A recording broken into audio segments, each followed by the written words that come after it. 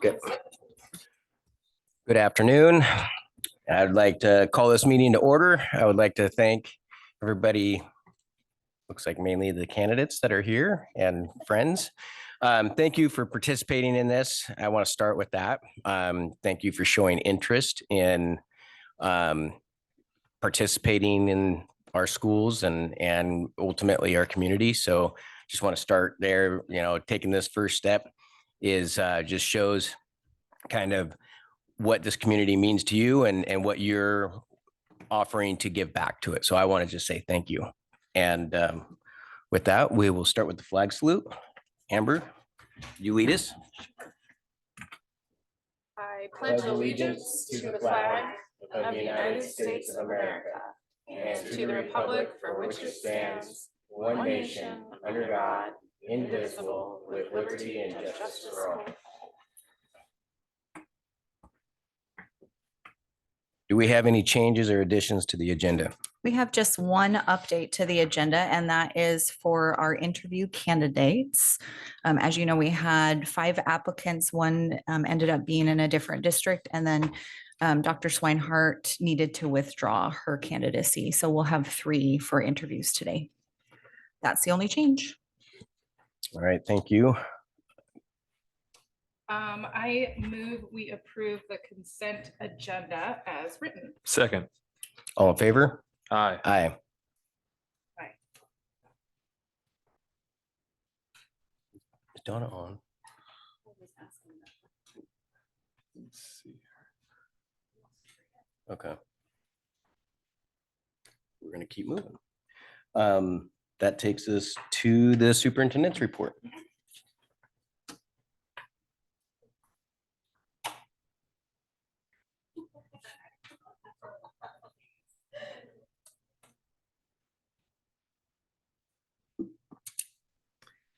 All right. It feels like we were just here. We're back again. So superintendent's reports this evening. I have an update for you on our school improvement plans.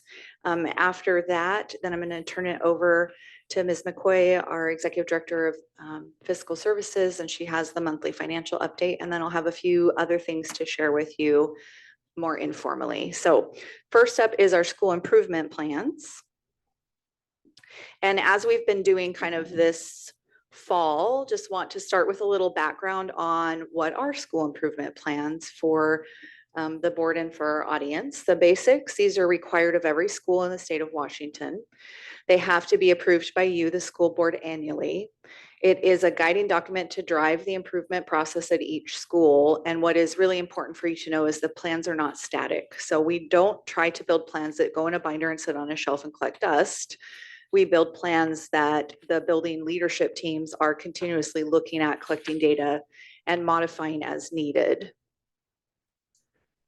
There are several essential components that are required to be in the school improvement plan. One is the school leadership team who is serving on that team. It's more than just the principal. There's a lot of folks that are represented on that team at each campus.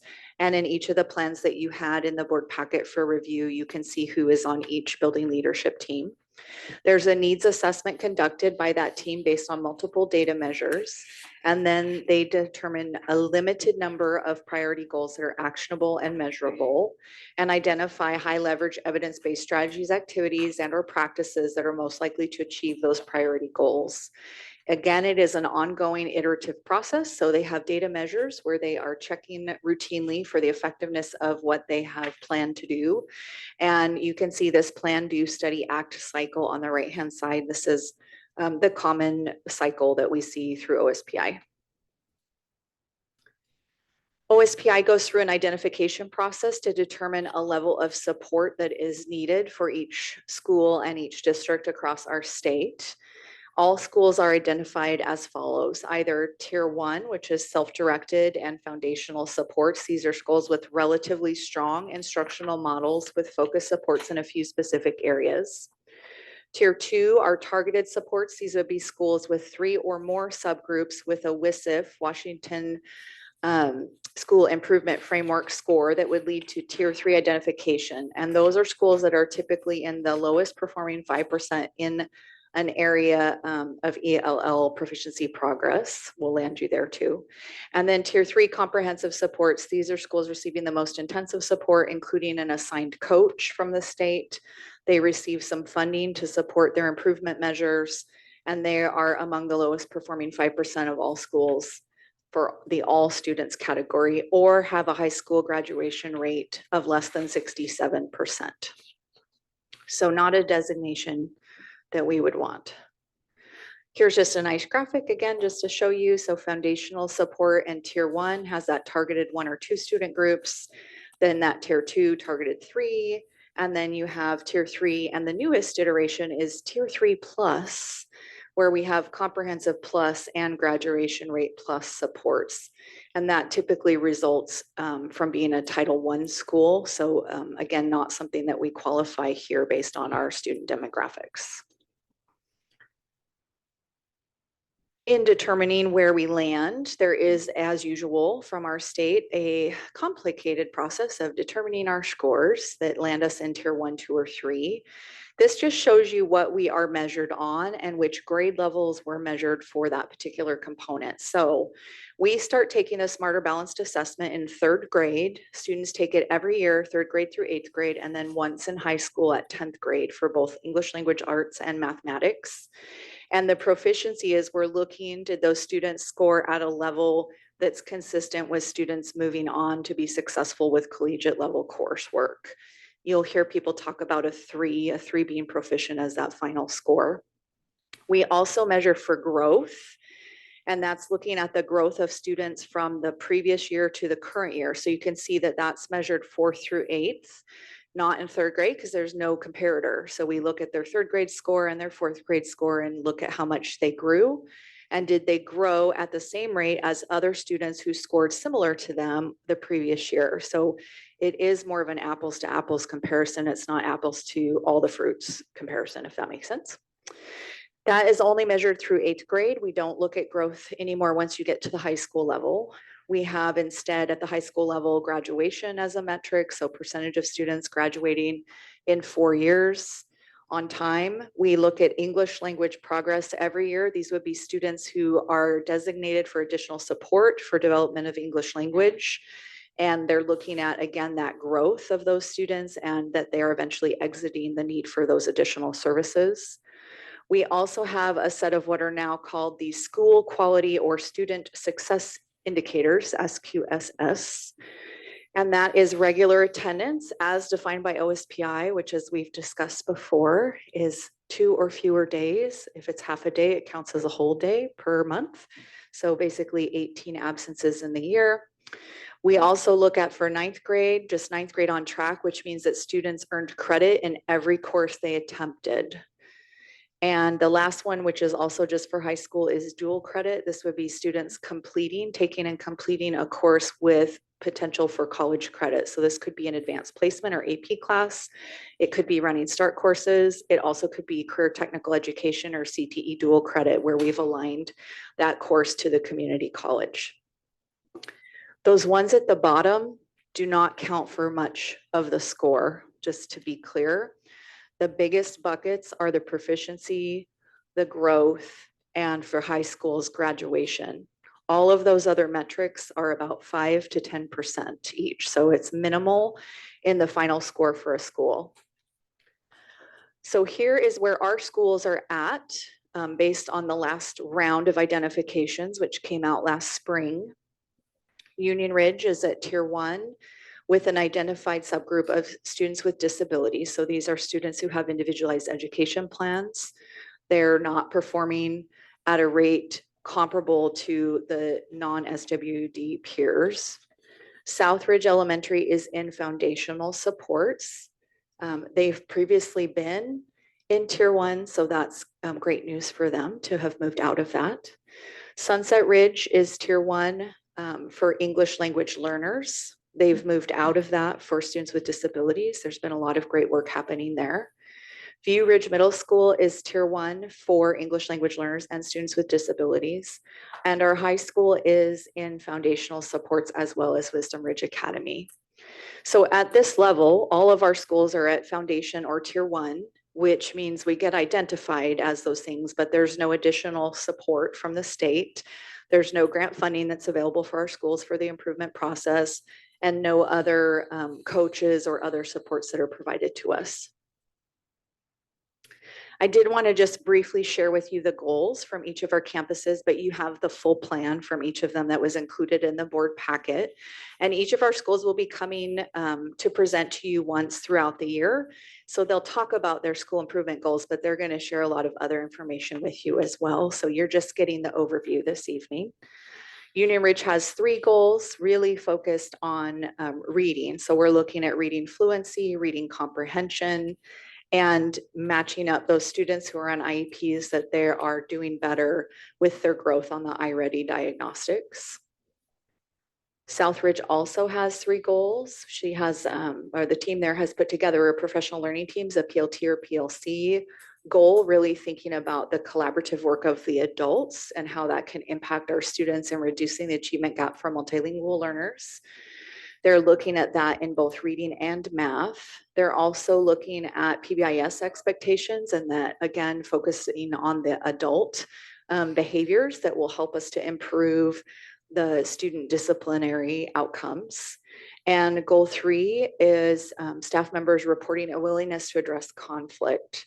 So you can see this is a different approach that they've taken at Southridge, really taking a look at what are the adult behaviors that will cause there to be changes in the outcomes for students. So it is a bit of a grand experiment, but I love action research, and this is an opportunity for our principals to try some different things this year. At Sunset Intermediate, we are looking at, in particular, some of the basic math that needs to be able to be successful. So you can see these listed here, getting them up to that last one, solving multi-step addition, subtraction, multiplication, and division with multi-digit numbers. This is on the trajectory to being algebra ready. So this is a critical skill for students, this understanding of numeracy in order to be able to move successfully through the progression of math as they get into the middle and high schools. We also have one around reading comprehension. And then the last one is more of a social emotional goal, seeing a 20% increase in students feeling stronger, very strong sense of belonging at our school. Often with those types of goals, we're taking a look at that Center for Educational Effectiveness Survey, CEES, which we are just finishing up right now. I think yesterday was the deadline, so I hope everybody did their survey. So we'll be taking a look at that as well. View Ridge Middle School also has 3 goals, focusing on English language arts, but you can see that they're really taking a look at both literature and informational text and thinking about content-specific vocabulary. They also are calling out those subgroups, which is great to see that they are really thinking about those intentionally. So multilingual students and students who are receiving special education services.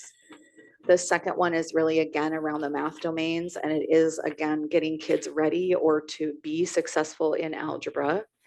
And the last one is an attendance goal, and you can see they've put in the metrics there for you as well.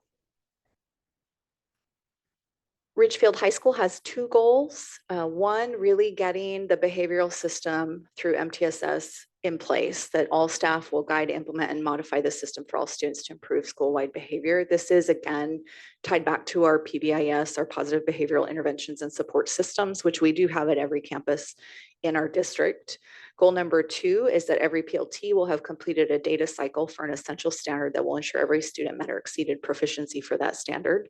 This is an interesting goal as well, because what it entails is that the teachers have to have identified what are the essential standards. They have to have then come up with a common assessment to measure that. And then they're looking at that every student met or exceeded that standard. So it sounds like a simple goal, but there's a lot of work that goes into that for teachers and for the team. And last but not least, we have Wisdom Ridge Academy, and they are taking a look really at their Smarter Balance scores in both math and English language arts. Very different structure of the school, as you know, at Wisdom Ridge. And so they're really focusing on the outcomes of getting kids ready to be successful on those state assessments. Some of those goals had multiple areas, so I may have counted them twice in here. So if you're checking my math, you'll see it doesn't add to 16 if we added them up, but some of them had multiple areas. So I did kind of include that here for you. I always think it's interesting to see as a system where we heavily emphasizing and focusing because what we set goals around, what we inspect is typically what we will get. So you can see there's a heavy emphasis on core content of language arts and mathematics. And then we have a variety, kind of a smattering through different behavioral, social emotional learning items. And then we had 3 goals that really were focused around adult collaboration and adult behavior. That link will take you to all of the plans for all of the schools. And with that, I'm happy to answer any questions. Make sure that's on. Thank you for that overview, Dr. Rodriguez. I'm curious.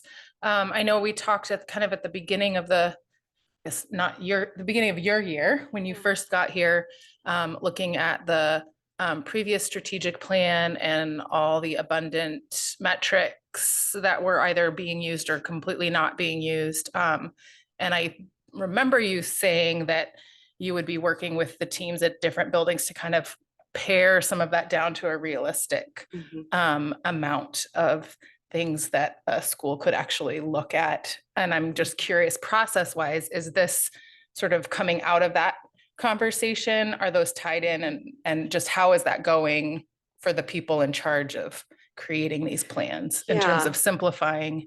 Yes. This looks really simple. I mean, not really simple. There's like pages and pages here, but a few number of goals, a few number of things to keep track of. And I'm just curious overall process-wise how it's going. So it is a year of transition, really, for me, for our principals, for the district, for all of you as well, as we're moving towards a new strategic improvement plan for the district as a whole.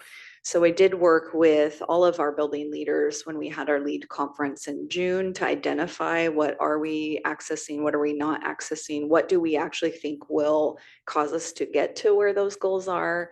Got some feedback around our vision statement and some of our other materials that have been developed in the past.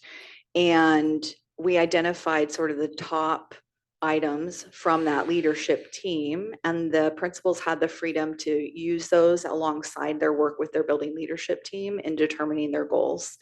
So it is a little different. In years past, I don't know that you would have been here last year when they looked at these. So in years past, in the audience, but not up here personally. So we had in the prior strategic plan, there were 4 goals for the district. And so previously principals were directed to basically utilize those 4 goals and align their work to that. I gave them more freedom this year to work with their building leadership teams and identify what are they really going to be working on and what are their targets, with the knowledge and the explicit instruction that we'll have a new plan at the end of this year. And so we'll need to think about how we then crosswalk that with their goals next year. But this provided a nice opportunity for them to try some things that they've been wanting to try. Great. Thank you. Question. I appreciate the SEL belonging goal from Sunset Ridge. Can you speak to the cadence? I see they get surveyed 3 times a year, but what other schools or grades are surveyed? I'd just be curious about that at other campuses and other grades. Yeah, so that CEE is an annual that we're doing. I believe this is the 3rd year we've done that here in Ridgefield, and it happens in October. So we're just closing those windows up. So we'll have that as a dipstick, if you will, to see how kids are doing. Sunset, I will check in with them about what metric they're using. We don't currently have a screener for behavior in this district. It's something we're going to work on getting in place. We do have screeners for language arts and for mathematics currently. Typically, we would want to see a screener for behavior as well. So that's something that we haven't selected one yet as a district. So they're using what they've come up with there, the one that they've selected there. The other metric that often ties into this is Healthy Youth Survey. That is conducted only every other year and only for grades 6, 8, 10, and 12. So there are students that never see that survey and students who see it every 2 years. for 8-year cycle. So those are all different data points that will help us kind of triangulate that sense of belonging piece. Thank you. Yes, thank you. Love goals, and there you got to have them. I think it'll be interesting as we work through the strategic plan and kind of have kind of district set goals, and then hopefully we can work in where each campus can have their own, because every campus is different, and Yeah. obviously it showed in the data. And but I like comparing and seeing where each campus's goals overlapped, and seeing the 6 and the 4 and in 2 really critical areas that we need to be working on. So Yeah. it's nice that they are all on the same page there. Mhm. So thank you. Yep, you're welcome. I'm trying to click, but it's not letting me. All right, with that, I'm going to turn it over to Paula McCoy for our monthly financial update.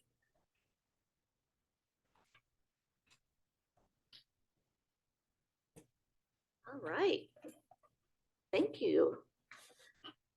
So we have some fun information and exciting information to share for the board, and update on our enrollment. And we're going to take the board through a journey talking about our funding and how we get our funding for the district, and then also talk about some operational funding changes that are impacting us this school year, and then talk about some legislative priorities and how those priorities are impacting us as a school district.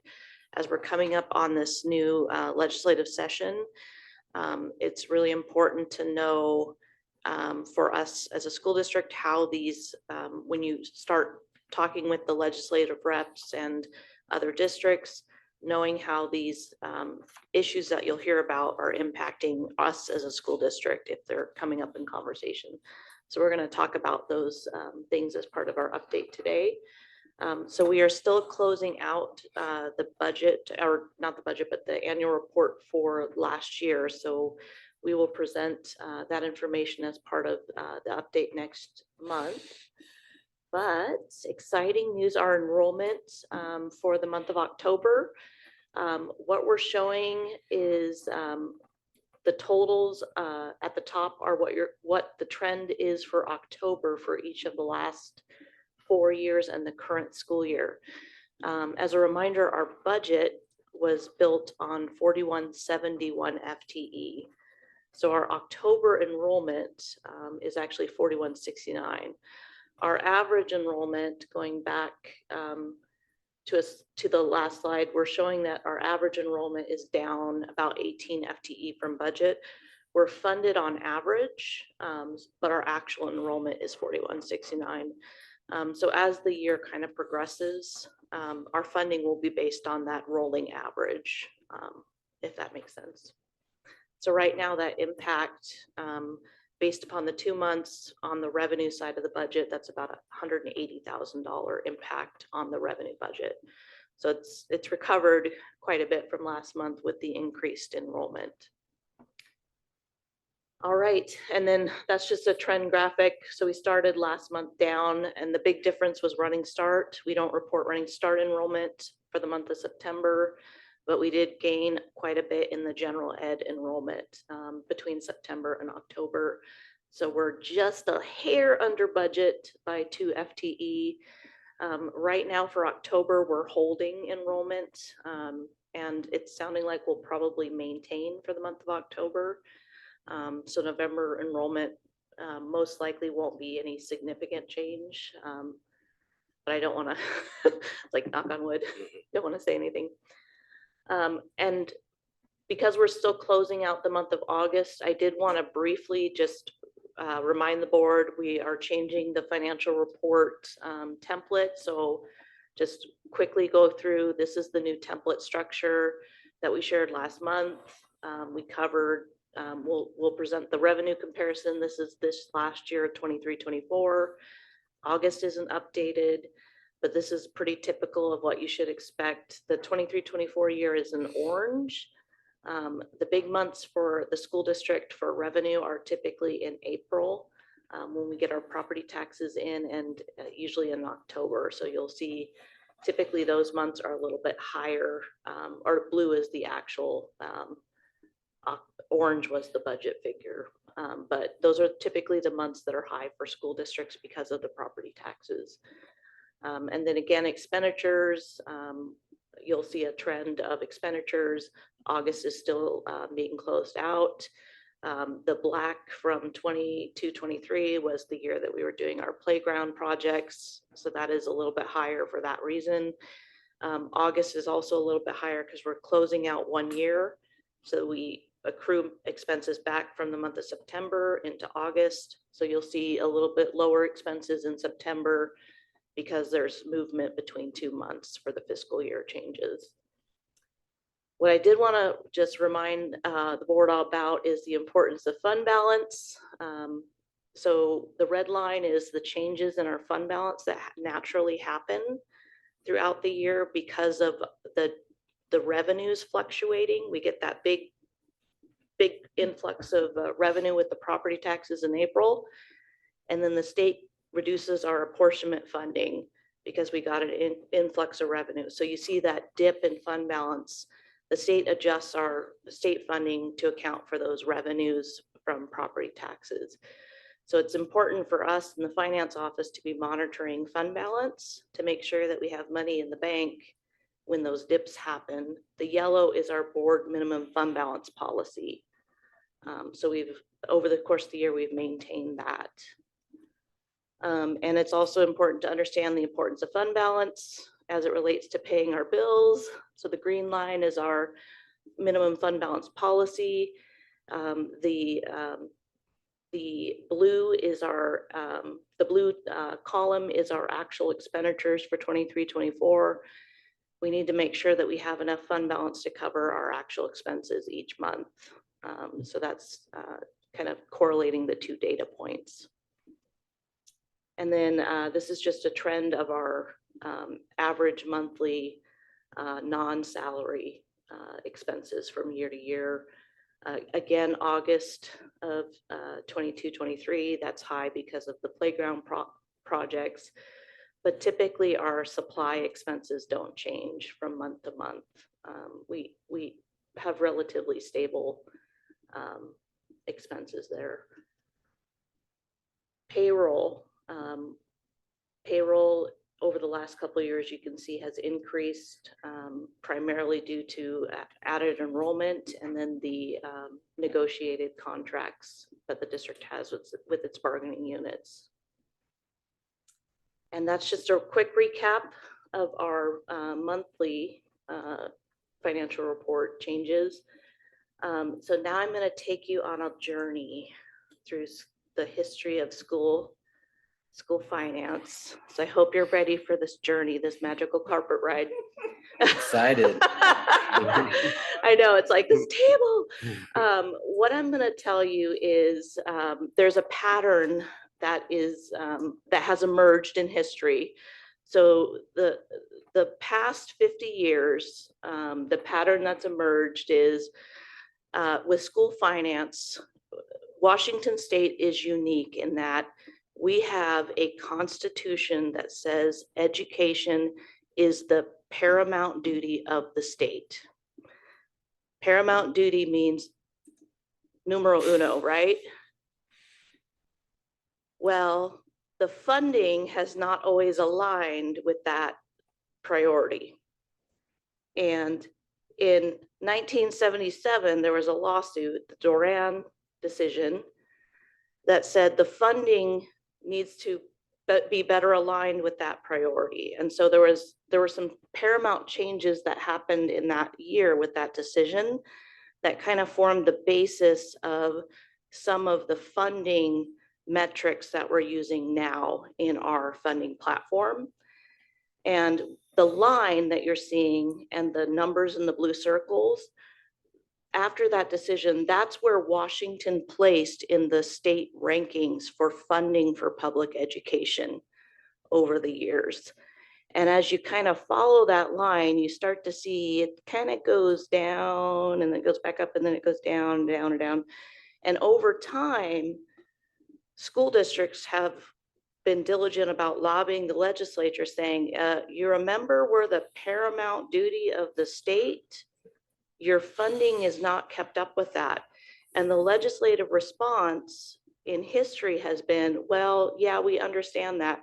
We're going to increase your ability to get local support. So they've increased our levy authority as their part of their response. Paula, Yes, 50 states.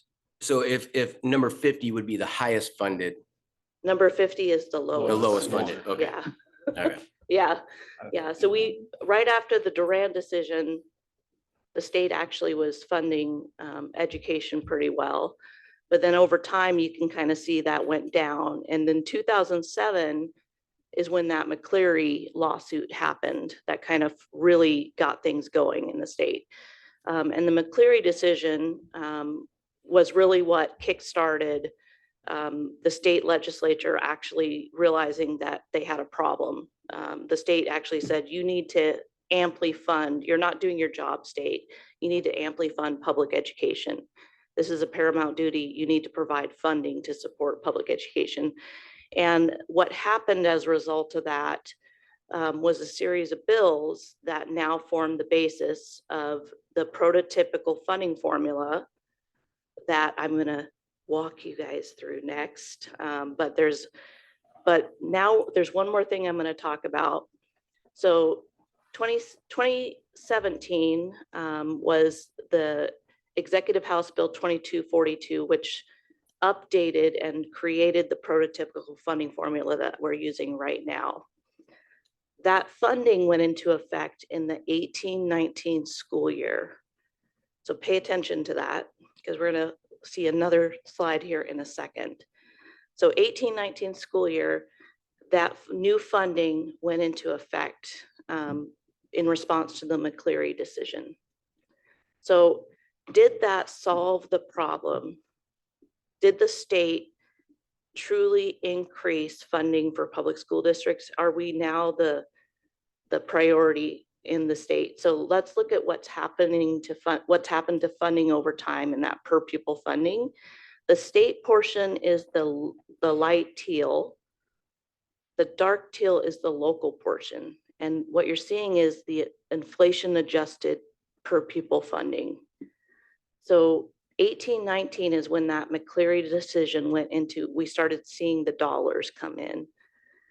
And then 19-20, it looks like funding went up a little bit. 2021, oh, wait a second, what's going on? 2022, 2023, wait, we're going the wrong direction here. 23-24, it's going down. That per pupil amount is going down. We're going the wrong direction. So is the state really amply funding public education?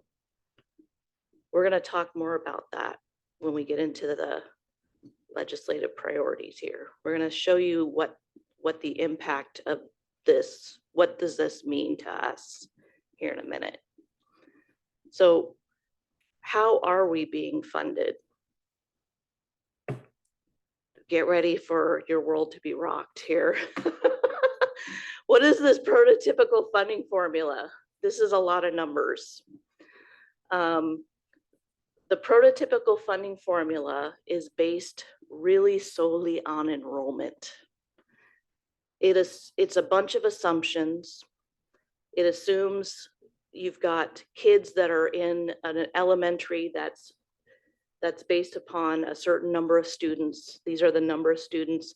If you've got a K-6, it assumes an elementary size of 400, middle school of 432, high school of 600 students.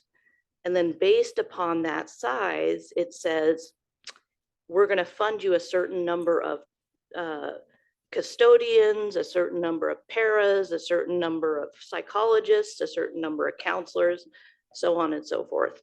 So it's using that size to allocate staff, if that makes sense. It doesn't care how many staff you actually hire. That's a you decision. It's just a funding, it's trying to it's trying to fund you as a school district. So this is a funding formula, not a staffing formula. So let's look at what that actually looks like. Oh, and then there's class sizes built into that as well.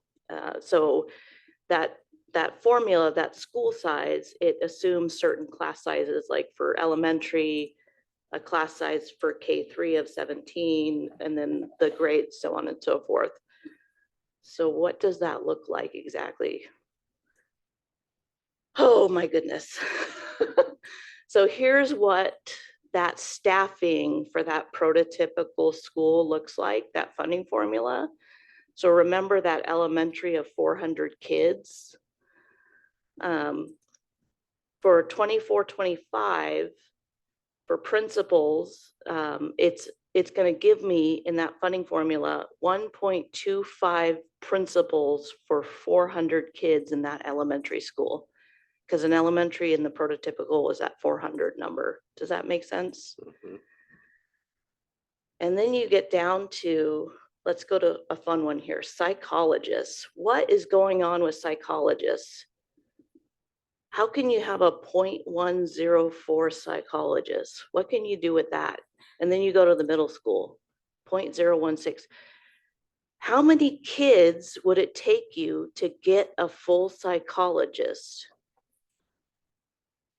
Let's look at that. How many staff or how many students would it take you to get to a full staff FTE using this formula? This is how many it would take. For a psychologist at a middle school, it would, in 24-25, in order for us to get funded for one psychologist, we would need 18,000 students. For a social worker at the high school level, we would need 4,700 students. Again, this is a funding formula, not a staffing model, if that makes sense. They're just trying to allocate us resources. So again, going back to this, I'm going to go back a slide. The state gives us this level of FTE through the funding formula, and they attach a salary amount to each one of these FTE that's based upon a predetermined set level based upon your geographical area. And that's how we get our staff funding through this formula. And it, Paula, can I ask a Yes. question just so I'm Yes. sure that I'm following Yes. what you're covering? So if an elementary school is more than 400, do they It's fund based scalable. on a school, assuming that, or they adjust for a larger than average? It's based on your actual FTE. Okay, So if your school is larger, the formula is scalable to your actual size. okay. So these ratios So get this- adjusted to match our actual elementary size. Okay, thank you. But point taken that we would need a massively large population to get a full person Yeah. funded. Okay, Yeah. thank you. So that was a lot of information to try to explain how our staffing funding works. It's a little bit easier to explain how our non-staffing funding works. So part of the formula also allocates us resources for our materials, supplies, and other operating costs. I did want to mention in our budget presentation, I shared with the board that the legislative session did provide some additional resources for utilities and insurance, and then some additional monies for professional development and security. The amount that they increased our utilities and insurance by for 23-24 to 24-25 was approximately 3.3%. So the amount that the funding went up was 3.3%. We are so appreciative of this additional funding because the costs have gone up outrageously over the past couple years. the actual increase in these costs that we saw between last year and this year was actually 13.6%. So we got 3.3%. The actual increase was 13.6%. The increase in the insurance alone was 24% in that category. But the total between the two categories, the increase was 13.6. So it's the legislatures knows that there's a need here, and they've tried to provide an answer, which we're going to get to a little bit later, but it's not coming with enough resources to address the need. So these are the funded amounts that we get, and these are also driven off of enrollment. So for a school district our size, you would multiply the $1,533 per student times the number of students to get how much we're getting in these non-supply funding for our school district, if that makes sense. And this is funding that we can use to provide for the operational costs. We don't have to use these dollars specifically for, like, the insurance dollars specifically for insurance. It has to go towards the operational costs of the district. Do you have any questions? Okay. So those are, I've covered it pretty quickly. That's a lot of information, but those are the major funding components that make up approximately 61% of our revenue as a school district. So it's driven off of that enrollment formula. Now I kind of want to talk about our legislative priorities that are out there for school districts, and then how those kind of trickle back to that formula that we just talked about, and how those impact us as a school district. So we have two associations. One is the Washington Association of School Administrators, which is WASA, or the School Superintendent Association. They have released their legislative platform, and their key areas, that their areas of focus are special education, pupil transportation, and then materials, supplies, and operating costs. These are areas, when we look at school funding, that are severely underfunded, and we'll show kind of our impact here in a second. We've talked about in our budget hearing the impact on special education for us as a school district, and we'll talk about these other two areas as we get into the last part of our presentation. And then we've got the Washington Association of School Business Officials. This is the group that supports all of our central services groups, like facilities, transportation, and then like our business office folks. So all of our central service folks, same three areas, plus we've got the addition of substitutes.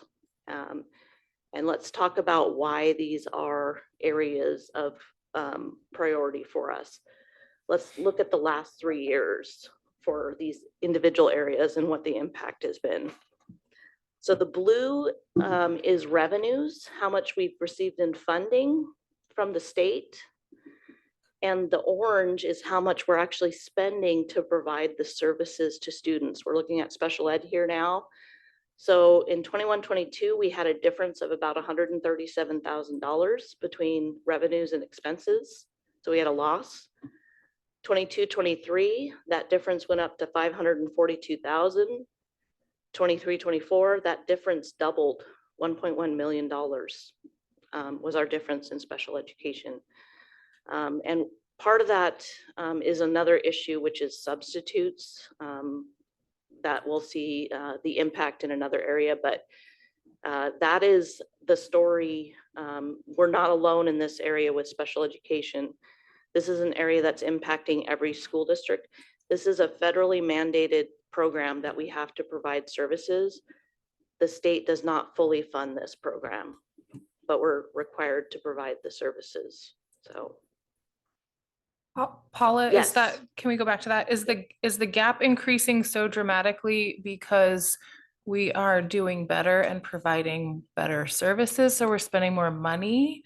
Or is it that inflation is outpacing what the state is sending us for the amount of I would resources argue, we're spending on special ed? I would Or is it argue student it's population? Like, why both. is it going like It's- that? It's a mix of many factors. So special education, it's hard because your level of service is dependent upon the individualized needs of your students. So if you have a student that comes into the district and they have needs that require like a one-on-one or a one-on-one nurse or specialized equipment, that's the needs of that student. Sure. And we're going to provide the needs of that student irrespective of what those needs cost. That's our obligation to provide the services. So that's kind of its own situation. But then there's the regular everyday cost of living. And those costs have, the increase in our costs for the regular inflation has exceeded the increase in the revenues. So it's kind of both, if that makes sense. I just want to add, we're seeing students come to school in preschool at the age of 3, they can begin to receive services through our early learning program when students need to have an individualized education plan based on their own growth and development. We're seeing more students coming in at 3, 4, and 5 with greater needs than we saw prior to COVID. So it's, yes, cost escalation is going to impact everything, but we're seeing more students with more severe needs than we have in the past here in Ridgefield. And the funding for special education is not specific to student needs. So it's just like a number of students on IEPs, regardless of what the IEP includes and requires. There is what they call safety net funding. Okay. There's issues with the safety net funding in that you have to incur in order to be eligible for that funding, and the funding you have to apply for. You back out a certain amount of costs, and I can't remember what the threshold is. I'm looking for Michael. 39,000. So the first 39,000 in excess cost, you have to eat before you are eligible. And then you have to submit costs to determine if they're even going to qualify, because they may still deny you even if your costs exceed that 39,000, but you have to eat the 39,000 first. So there's this program called Safety Net, but there's no guarantee that you're going to actually qualify to get reimbursed for the costs in excess of the cap or the floor or whatever. So The short answer is yes. There's a multiplier yeah. for students who need special education services. So you get more than just the basic education funding, but it's a multiplier. It's not dependent on the amount of service a child might need. So when you have a student who has extremely high needs, we have that safety net funding that Paul is talking about, which is not guaranteed. And as you already heard from Dr. Beskett, there's a portion beyond what's funded that we automatically as a district have to pick up the tab on. Okay, thank you. So with COVID, more kids are qualifying for special ed needs. Like how before they didn't qualify and then after COVID, or how's that work? So given a period of everyone being in lockdown and all kinds of other things and not having typical experiences for daycare, childcare, preschool, I mean, we could spend a whole day trying to talk about what do we think has happened to students coming out of that. And I think it's going to be 20 years before we know all the impacts of that period on our youth.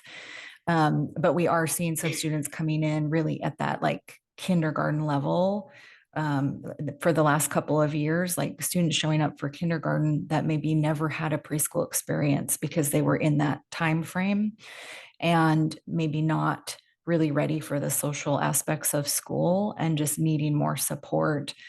We've also had tremendous growth, as you know, in the last decade, like doubling our population of students. And as we have more students move in, we just see a wider range of needs that are coming to our public schools.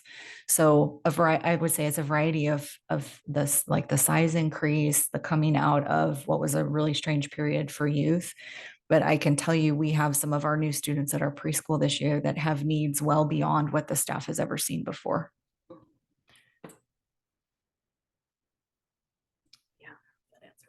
Yeah. Yeah. I mean, I knew that COVID, was bad on the kids for sure. But I didn't know if it's a behavioral, like special, there's a lot of different things I'm assuming that qualify you into that program. And I can see where anxiety might. Sure. Yep. Bad deal. Okay. Thanks, Paul. All right. Okay, next one, transportation. Again, same 3 years. This amount has fluctuated over the past couple of years, but most recent year, this year, we're expecting about $250,000 impact in the shortfall between revenues and expenses for us as a district. And I'm sorry for the acronym, but this is our materials, supplies, and other costs. So the supply money that we get from the state. Part of this delta is because we, in our costs are the cost of the contract for ABM, which is our janitorial services. So that is about $1.4 million of that cost. So you have to remember that that's part of why that expenditure amount is so large. But this is a big difference in between revenue and expense for us as a school district. So $3.2 million, 21-22, even higher for 22-23, and 23-24, $4.2 million is what our impact is. And now for the last one, which is substitutes. So this one, there's a few things going on with substitutes that we want to communicate both to the legislature and locally. There have been a lot of legislative changes that have impacted our substitute costs as a school district. And we as a school, as an organization, or as public education, we want to make sure that the legislature understands the impacts to school districts as a result of those legislative changes in terms of fiscal, because their funding formula doesn't address these impacts. And I'm going to talk about a couple of these. So this is the difference between revenues both received specifically from that funding formula, and then we get we reallocate some grant programs from the state. Title I, we have a LAP program, and then highly capable and English language learners. We reallocate some of those dollars to cover substitutes. So the amount of funding we receive specifically from the state in each of these years is a little over $100,000. So when you see revenues of $367,000 in 21-22, only about 100 of that is truly funded regularly from the state. The rest of it's coming from those other grant programs. So our cost for substitutes, this includes classified and teachers. You see the $1.2 million, $1.6 million, and $1.3 million. 22-23, that year was really high for a few different reasons. We had a lot of folks that were on the paid family medical leave program. So that really just increased the overall cost. One of the factors that drive your substitute costs is that paid family medical leave program. That's again a legislative change. When we have substitutes that we hire in a long-term capacity, those substitutes are eligible for paid sick leave, and they can take sick leave, which means we're hiring a sub for a sub. And if they work long enough, they can qualify for full medical benefits. and we're paying little over $1,000 a month for medical insurance for them. The medical insurance and the sick leave benefit is not covered in that $100,000 that we're getting in funding from the state. So that's an unfunded mandate from the state for those benefits. They're wonderful programs, but the state doesn't fund those. The other thing that's important to know is we have wonderful classified staff that work in our buildings, and we provide leave program benefits for them. We need to hire substitutes for our classified staff that work in our buildings. The state does not provide any funding for that. We get zero funding for classified substitutes. For our certificated substitutes, we are mandated to provide 10 days of sick leave per year. The state only provides, thank you. The state only provides funding for 4 days a year.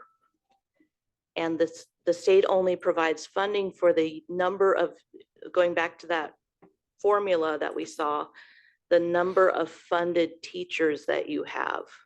So we hire more staff than we're funded for. Those 4 days you get are only for the number of funded staff that you have. So when you kind of extrapolate all of those issues that I've articulated, that's how we end up with this, where we have these large discrepancies. Does that make sense? So that's kind of the message that we're sending this legislative session. Like, we need them to understand, the legislature, how this is impacting school districts. And the other thing, which I didn't mention, that substitute rate that we get per day, $154 a day that they fund us, it has not changed in over 10 years. Yes. Yeah. So that's, another concern with that funding. So again, it's an issue that's a priority that needs to be resolved. Again, so I will get off my high horse here. Is there any questions that you folks have about that? All right. Well, I have provided the last page of the slide. There's some resources on there. If anyone's interested or was listening online and you want to find some of the resources that were used in the presentation, you can go to those links provided and find those resources. Thanks, Paula. Okay. But wait, there's more. So just regular superintendent updates, but I do have a few slides to share with those this evening, just because of the complexity of what I would like to share. Oh, thank you. Thank you. Thank you. Couple of items, and then we're going to share the survey data about the levy options. So it's a little more exciting than finance, but yeah. Okay. First up, civility policy. I just wanted to draw your attention to that we do not currently have a civility policy in our district. It's not a required policy. There are a number of districts across our state that have implemented these. Typically, it addresses the behavior of yourselves as the board, our district staff, volunteers, contractors, and visitors.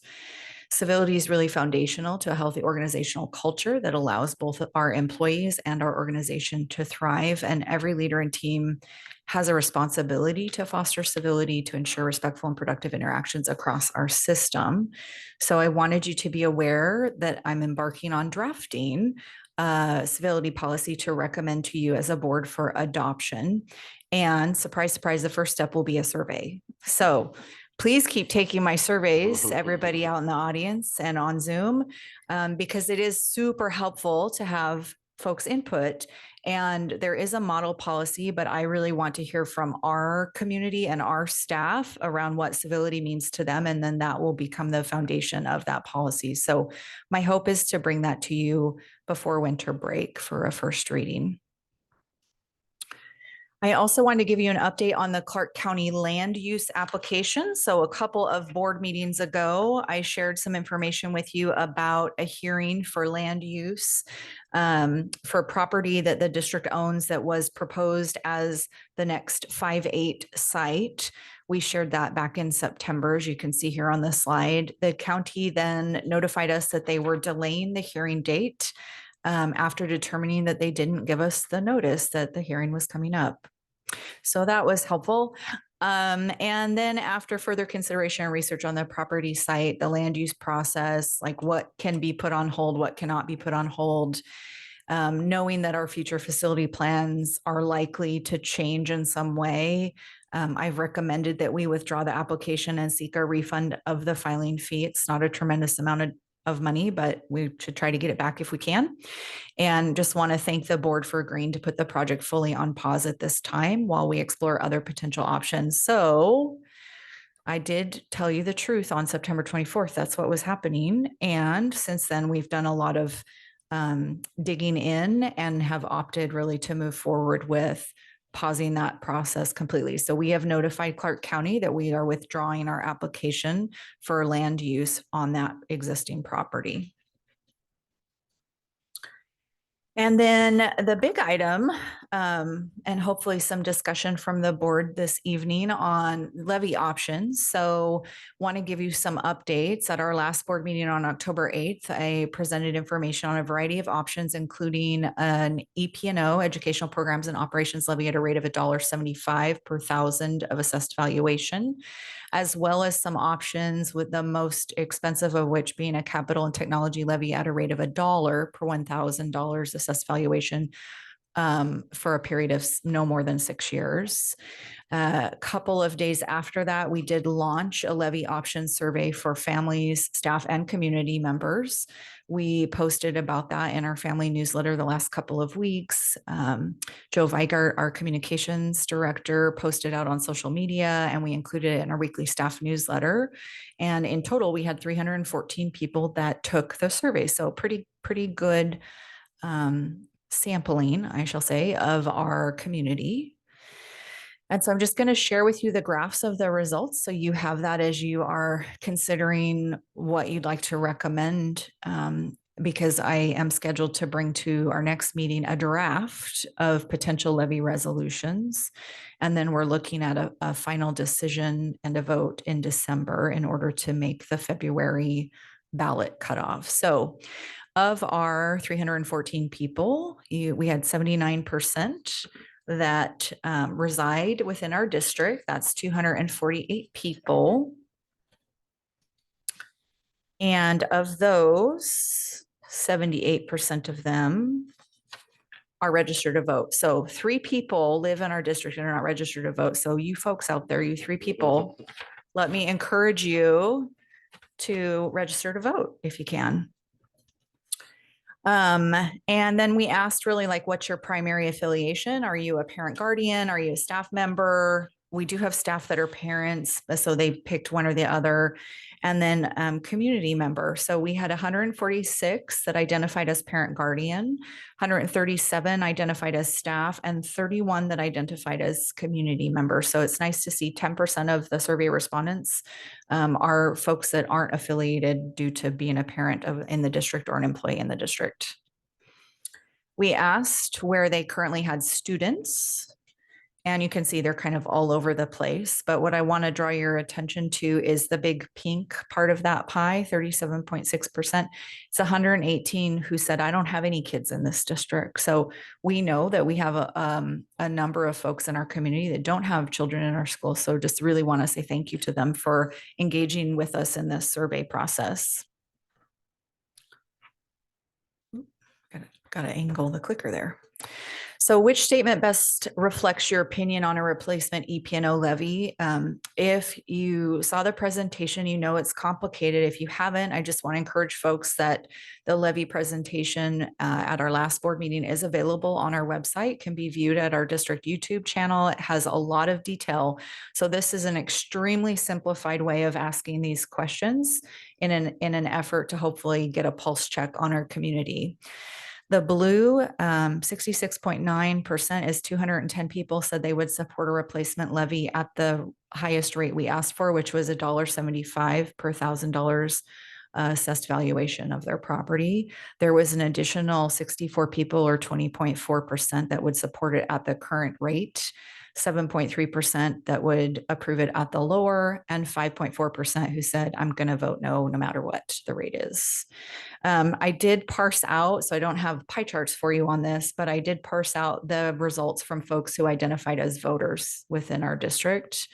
154 of the 245 that identified as voters, or 63%, said they would approve the $1.75. So you can see it's pretty close to the overall percentage. An additional 52, or 21%, said they would approve it at the existing $1.50 rate. And then it goes down from there. The next one asked specifically about the technology and capital levy. Again, I just want to draw your attention to the big part of the pie. The 67.2%, or the blue, was a statement, and I know you can't see the whole thing here, but basically says I'd support a 6-year technology and capital levy at an estimated rate of $1 per 1,000 assessed valuation. And then it goes down from there. The red is at 75 cents, the yellow at 50 cents, the green at 25 cents, and the purple is I don't support any levy, any capital tech levy. When we look at the voters only, 245 respondents, we had 154 that said they would approve the $1. That's 63%. We had an additional 10% at 75 cents, an additional 10% at 50 cents, 7% at a quarter, and 10% that said, I'm just going to vote no. And then this was a really interesting one for me. Spending a lot of time with this information. So it asked about the rate, and then it asked about what projects you would support, just to see if there is alignment to that. So in this case, the blue, construction of elementary 3 and replacement of the original buildings at both Union Ridge and South Ridge elementary schools, is equivalent to that dollar value. But you can see there's a few less people that say those are the projects I want.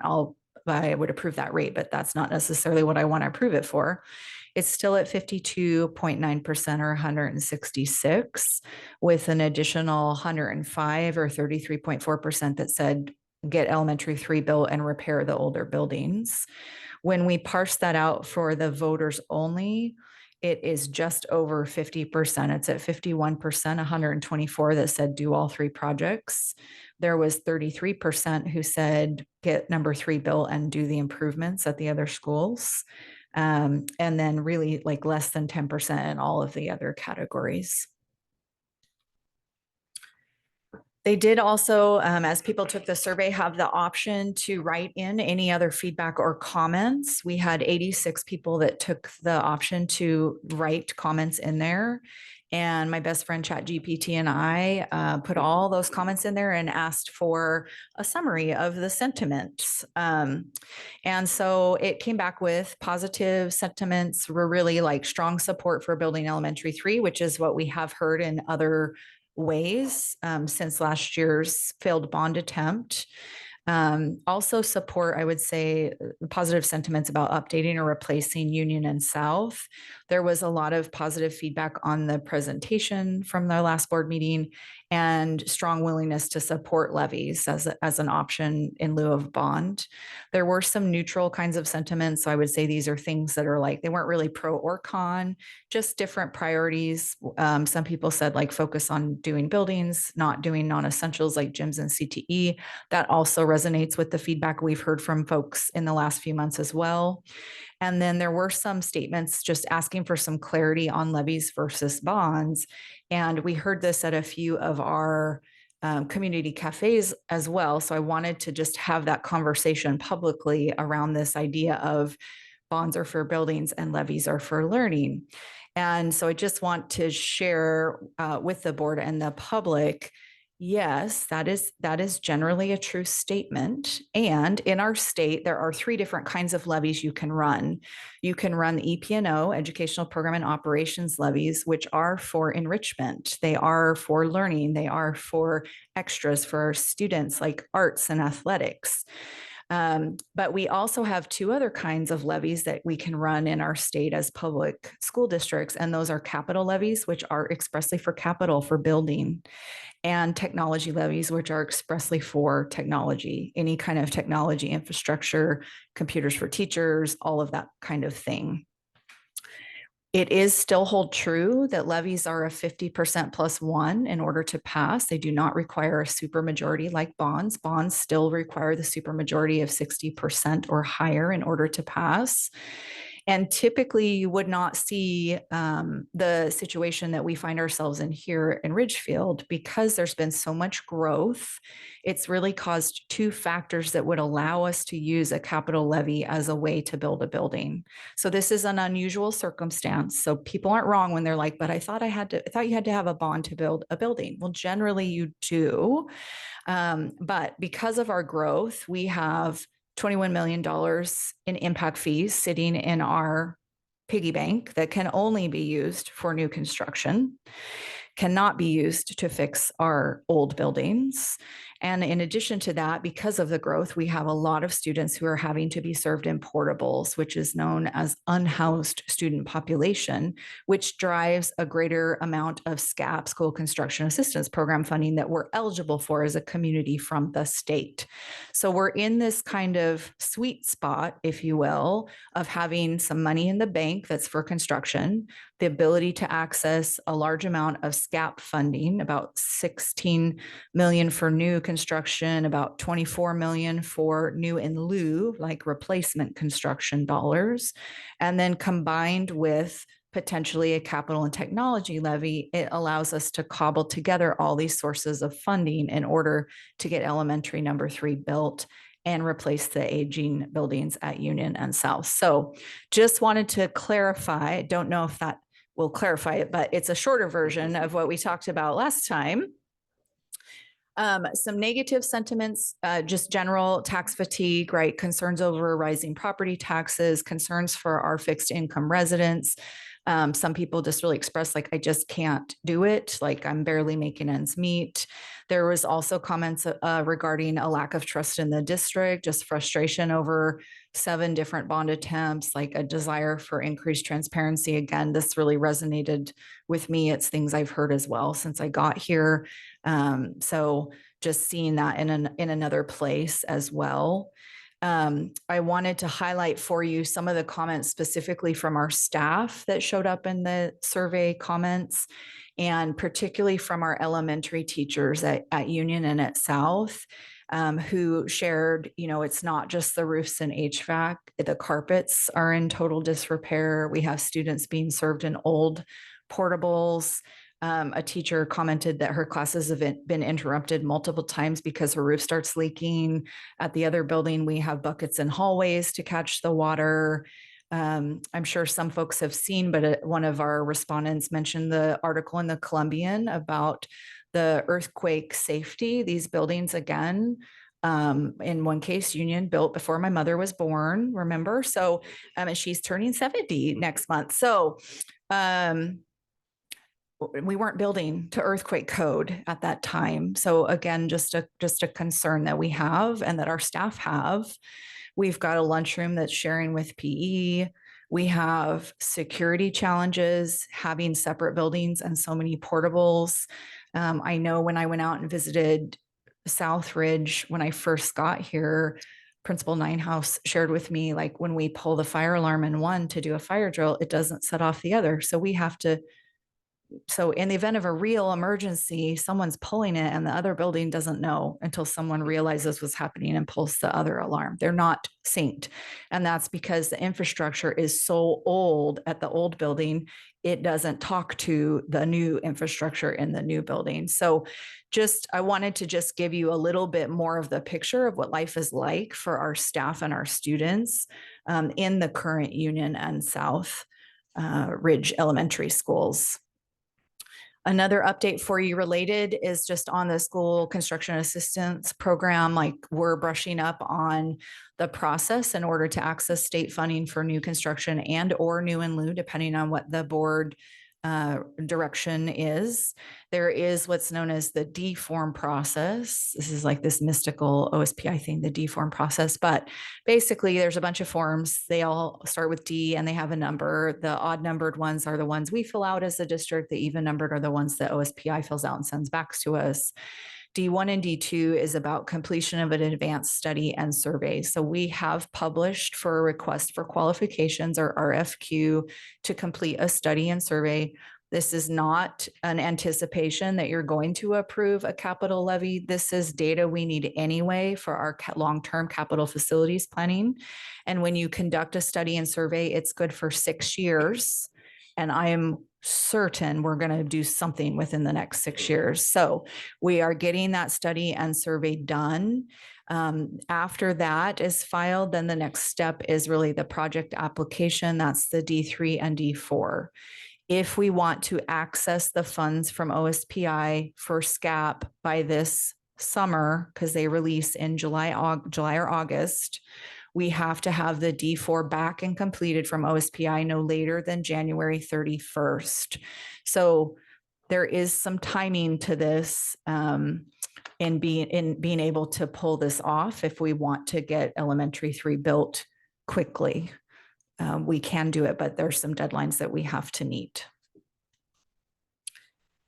And then I wanted you just to know other things I've done in the last 2 weeks since we were all together. I met with ESD 112 Financial Advisory Services just to, again, check over all of the projections that we had. The dollar rate for 6 years actually will provide more than what was the original estimation. It's closer to $54 million. This could potentially offset cost escalation because we know in 5 years when we're finishing the 3rd project, it's going to be more than we think it is now.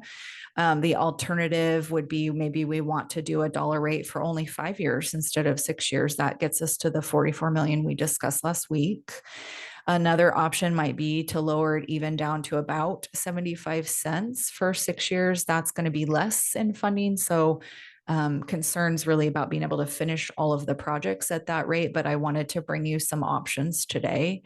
I also had received questions in the last 2 weeks about a comparison. Well, what if we ran a bond, Dr. Jenny?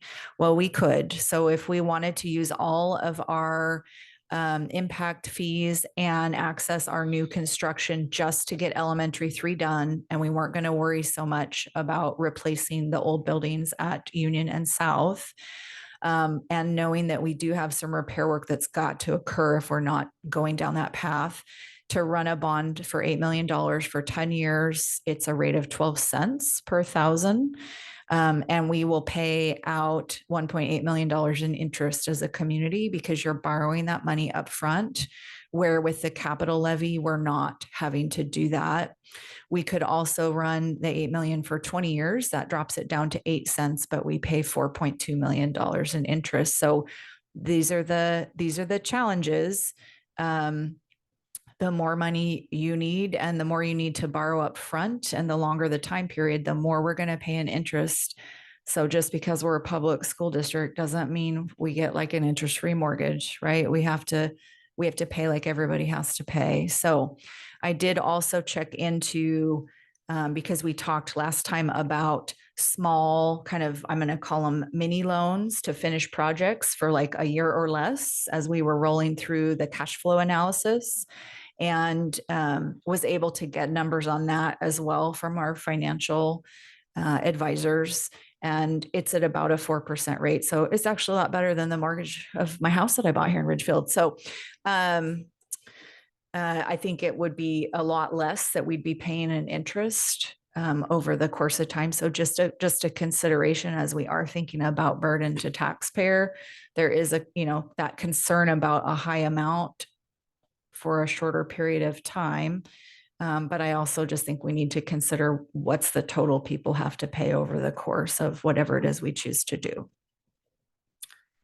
So with that, it's not on the agenda, but as we move into board communication or before that, I would love to get some direction from the board around what you would like me to have prepared for a first draft of potential levy resolutions for our next meeting.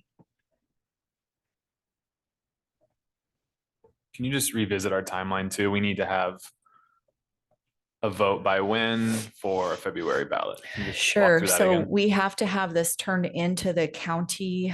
I believe it's December 13th or 15th, and our board meeting is December. I'm looking at Danny because I don't have a calendar pulled up in front of me.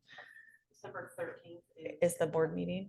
no, December 10th is the board. Yeah, the board meeting. So we have a board meeting on December 10th. Everything has to be submitted and turned into the county, including the names of the pro and con committee by December 13th. So that is really our drop dead, is that December 10th board meeting to have this in for the February ballot. And just as a reminder, we have one board meeting in November and one board meeting in December. So there's only 2 more meetings from tonight before that deadline occurs. So mean, I like the $1.75 because that's where we need to be. You know, going backwards is exactly what the state does, right? Like us as a community can't do that. We have to pick up the pace. Unfortunately, you know, Paula, I don't have any questions. I have a lot of comments, you know, about what you presented. And unfortunately, that's government, right? But we are a community and we need to pick up where the government like falls off. So I don't think it makes any sense to ask for a number that we know is going to put us in a deficit. That's my personal opinion. I'd echo the $1.75 and $1 for the 2 respective levies. I'm leaning into the previous bond in that we had 58% and 51% respectively. Respectfully support a tax rate that confirmed is higher than what this would propose would be, correct?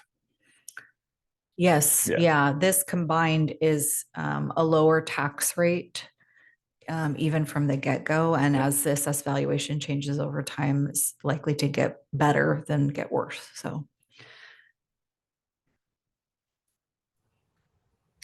So this is Donna from North Dakota. Donna. I'm here, I made it. I would just like to weigh in that I would also support the $1.75 for 3 years, understanding that it's mostly a replacement. I mean, right now we're already paying $1.50. So really the replacement is just 25 cents more.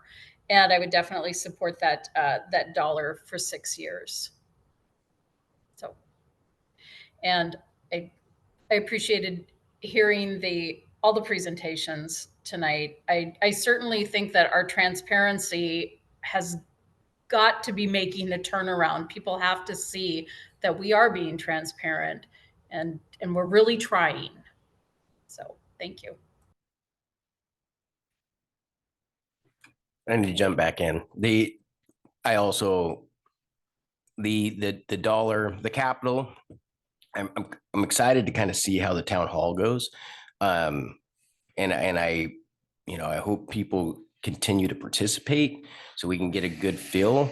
But you know, those, yeah, I went to school in those those buildings, and they were old when I was there, right? So we need to happen. New and lieu is what I would love, but you know, at this point, we just need to get things to where teachers can focus on teaching, kids can focus on learning, and we're not worried about all the other leaking roofs and crowded for space. So, I mean, I'm obviously like I'm fully in support and but we need to get the word out, and I hope I welcome everybody to the town hall. You know, people that are pro and con, like I want to hear everybody's opinions on it. And hopefully we can rebuttal some of the questions of why are we asking for this? So. Thank you for the extra info and the work you've done in the last 2 weeks. I also, on the EP&O, feel confident in us moving forward on that as proposed. That feels like just an absolute obvious need. And it also looked like a fair amount of support from the community in understanding that that is essential in funding a lot of what people know of as what happens within our school district, know and love. So I'm in support of that. I am a slow internal processor, Dr. Rodriguez. So I'm not going to be able to give you like I'm for sure on the capital levy at this point. I've talked probably in passing with 15 to 20 people in the last 2 weeks at school events and just around the community. And I think what I've heard from people echoes what it sounds like you've gotten back from the survey for the most part.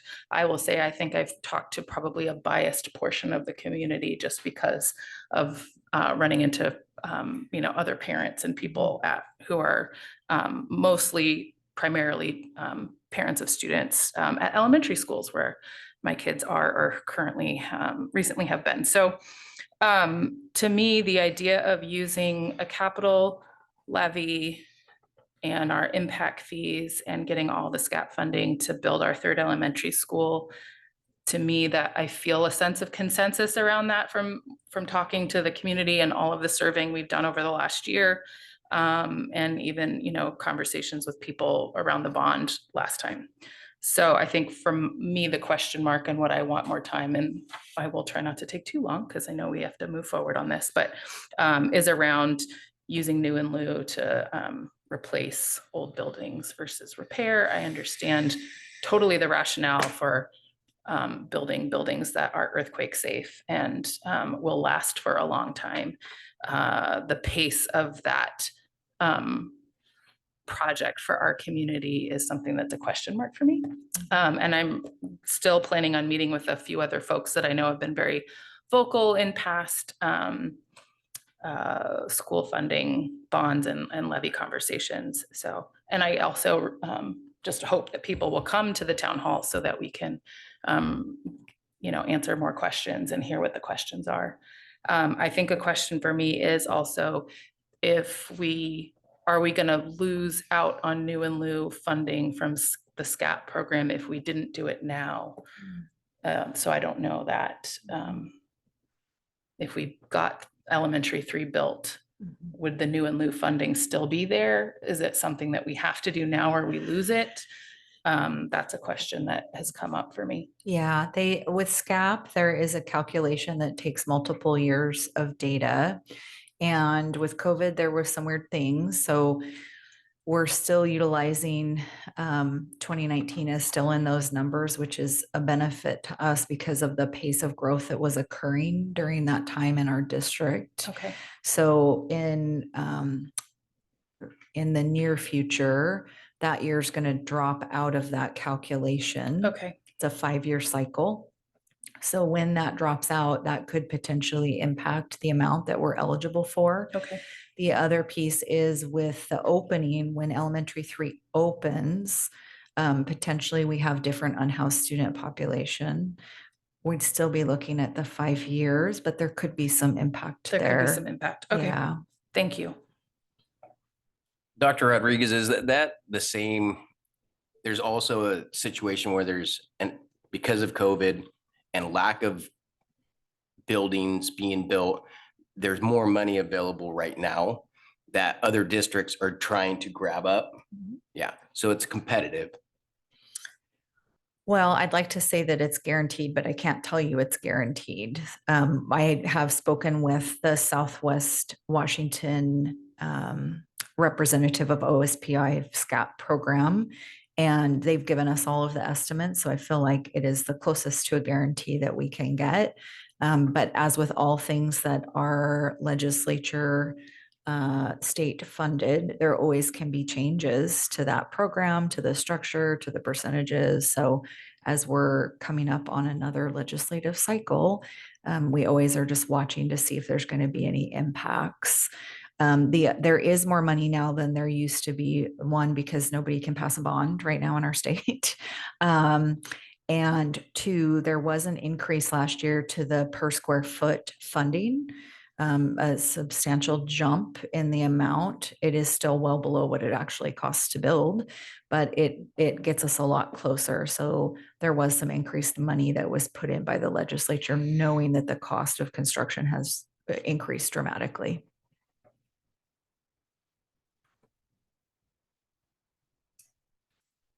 I have one other question based on some of the information you just brought back from ESD. If we did a slightly lower rate, does the cash flow work? There was one of the bullet points you said there was like a 75 cents and we come up a little short, but would the cash flow work in that first couple of years? My memory from your presentation was that it's a real tight bit in there to get that first school built. It is. It would probably cause us to have to borrow a little bit more initially to finish projects, which means we're going to pay a little bit more in interest to do that. And that's the 4% Mhm.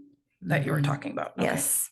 Yeah, but I could certainly come back to the board with cash flow projections at those different options that I shared this evening, if you'd like.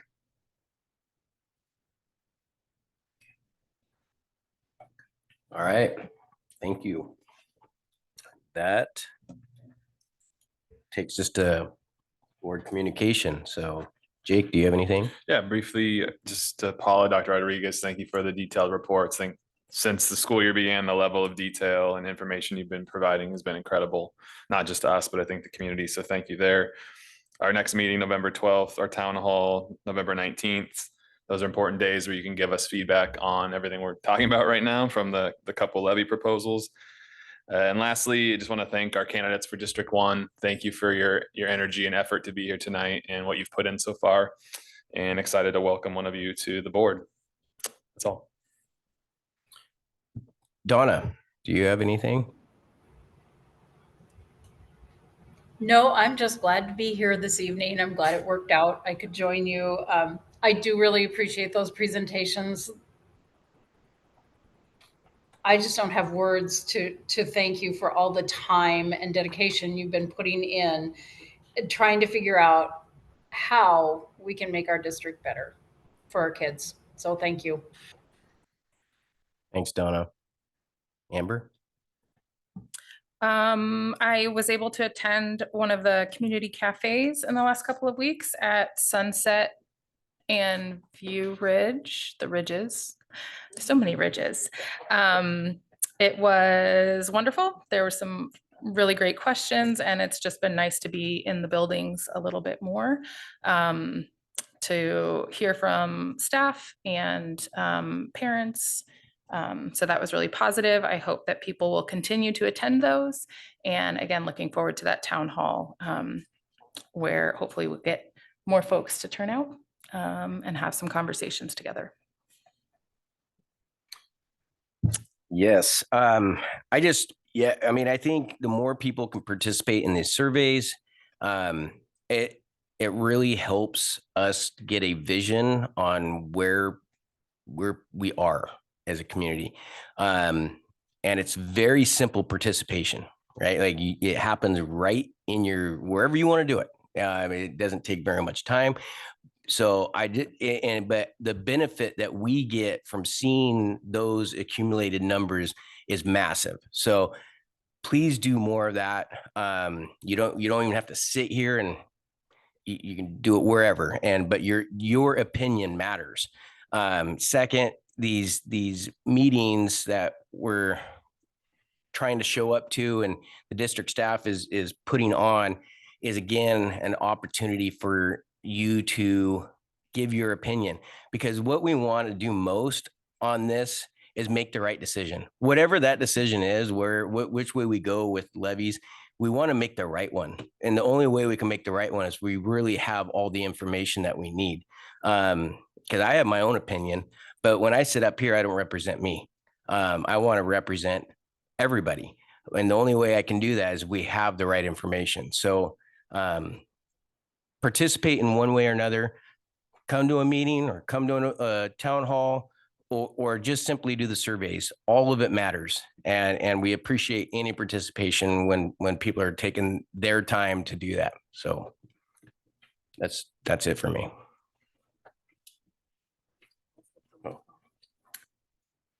Do we have any public comment? No. All right, that is easy. And no old business? Nope, no old business. But as I shared with you in the school improvement plan presentation, it is required for the board to approve each of our school improvement plans annually. So I am requesting that the board approve the 24-25 school improvement plans as presented. I move that we approve item 9, the school improvement plans as presented. Second. All in favor? Aye. Aye. Aye.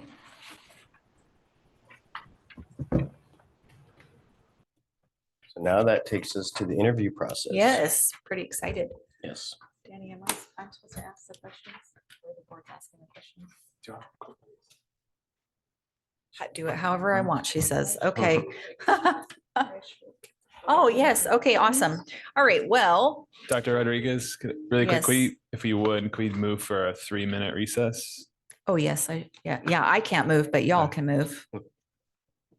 I move we take a 3-minute recess. I'll second that. Yeah. All in favor? Aye. Aye.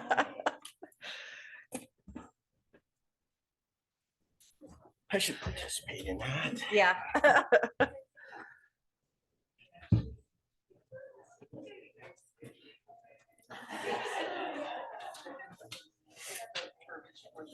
Oh, thank you.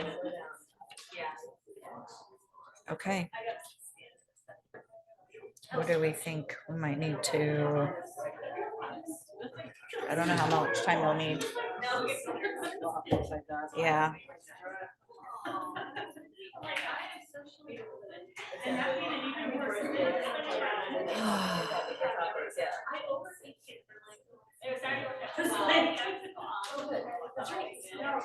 Just making.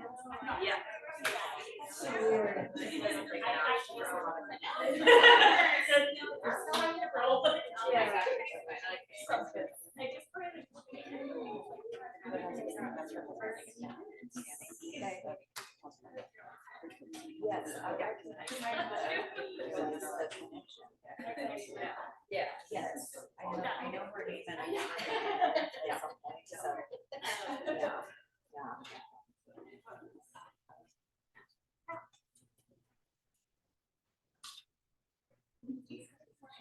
Yeah, it's so classic.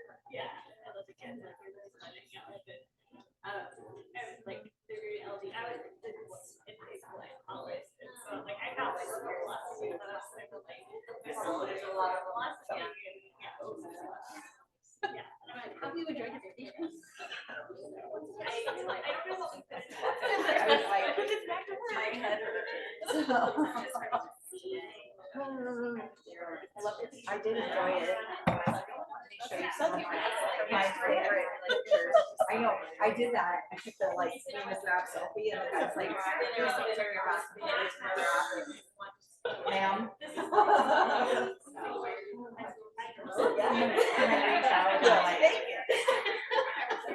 she invites me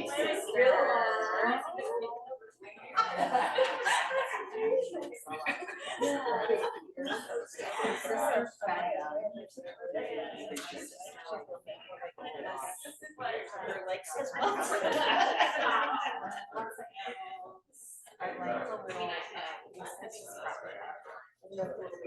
Yes, they're your cats. Yes. And if you stand there and you go, yeah, then they all like look at you. They remind me of my dog. Like she stands up on her and stuff like that. Yeah. And they look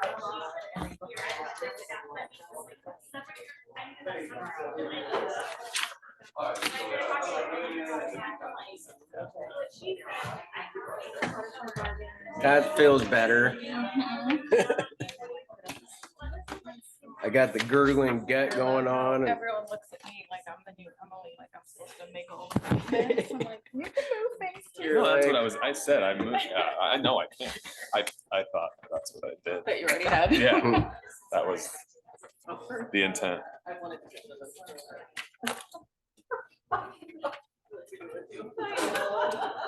know. All right. Do you guys want to ask questions? Want me to ask the questions? What would you like to do? Just kind of go through it. Are we given like a time limit? Like you have 15 minutes? I'll give some little instruction. Okay. Danny's got his papers to say like, you got 5 minutes left and then a key for when you're out of time and we'll just call it. And then, yeah, so if you guys just want to take turns asking the questions. And then we just want to make sure we get an answer on those last two. Will be quick. And then once we go through all three, then you guys can let me know how much time you think it will do. You'll have to call for an executive session. Okay. Okay. Got it. Are we gonna ask him? Yeah. Okay, I'll just go. Are we back to, You start, Brett. Yeah. Okay. you guys good? And are these in order? They are. Okay. Oh, I already got them out of order. They're alphabetical by last name. Gotcha. Gotcha. Start I with think that. you have to call us back to order, yeah? Okay. I am calling the meeting back to order. We are going to start the interview process. Abigail, you will be the first. So before we get started, just want to let you know that we're allotting 15 minutes per interview. So Danny has a couple of cards. The yellow card she'll hold up when you have 5 minutes remaining of the 15, and the pink will indicate that you're out of time. I do want to let you know that there are 4 questions to respond to, and then 2 very short kind of yes, no questions. So just so for yourself, for the pacing, wanted to let you know that the board members are going to take turns asking you the questions. So you'll just get questions from different folks. And we're excited to learn more about you. Awesome. Thanks for having me. Am I in the right place? Okay. Thanks, Abigail. Please tell us briefly why you applied for the board vacancy and how you have previously been involved in Ridgefield School District. So my daughter Adara is a senior, and we first engaged with the district as special ed parents when she was 3.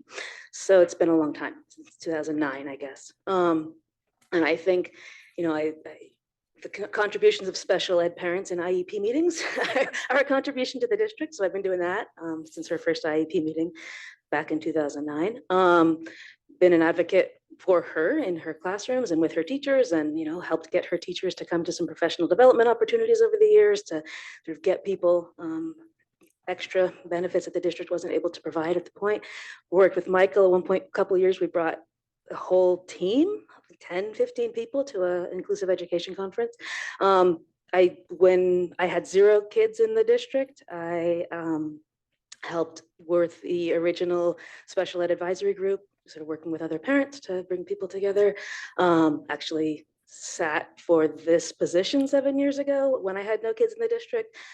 We left the district because my kids' needs weren't met at the time, but I was pretty committed to trying to figure out how to fix that and make this district a place where my quirky set of kids could come and learn and belong.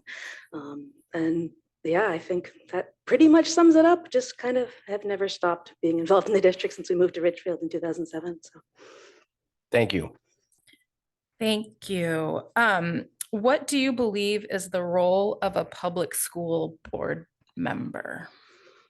Yeah, so when I did interview 7 years ago, I was kind of made to believe that really the role of the board was governance and empowering the superintendent to really do everything else. And I think there's something to be said for empowering our superintendent to empower the building admins, to empower the teachers, to make a learning environment for the students. And that's a beautiful ladder, but I went back and reviewed the key functions of the board, and there's a lot more to it than that in terms of how we allocate resources. And this was a really depressing night to stand up here and listen to all this, and there's going to be a lot of tension in how we allocate resources over the next several years.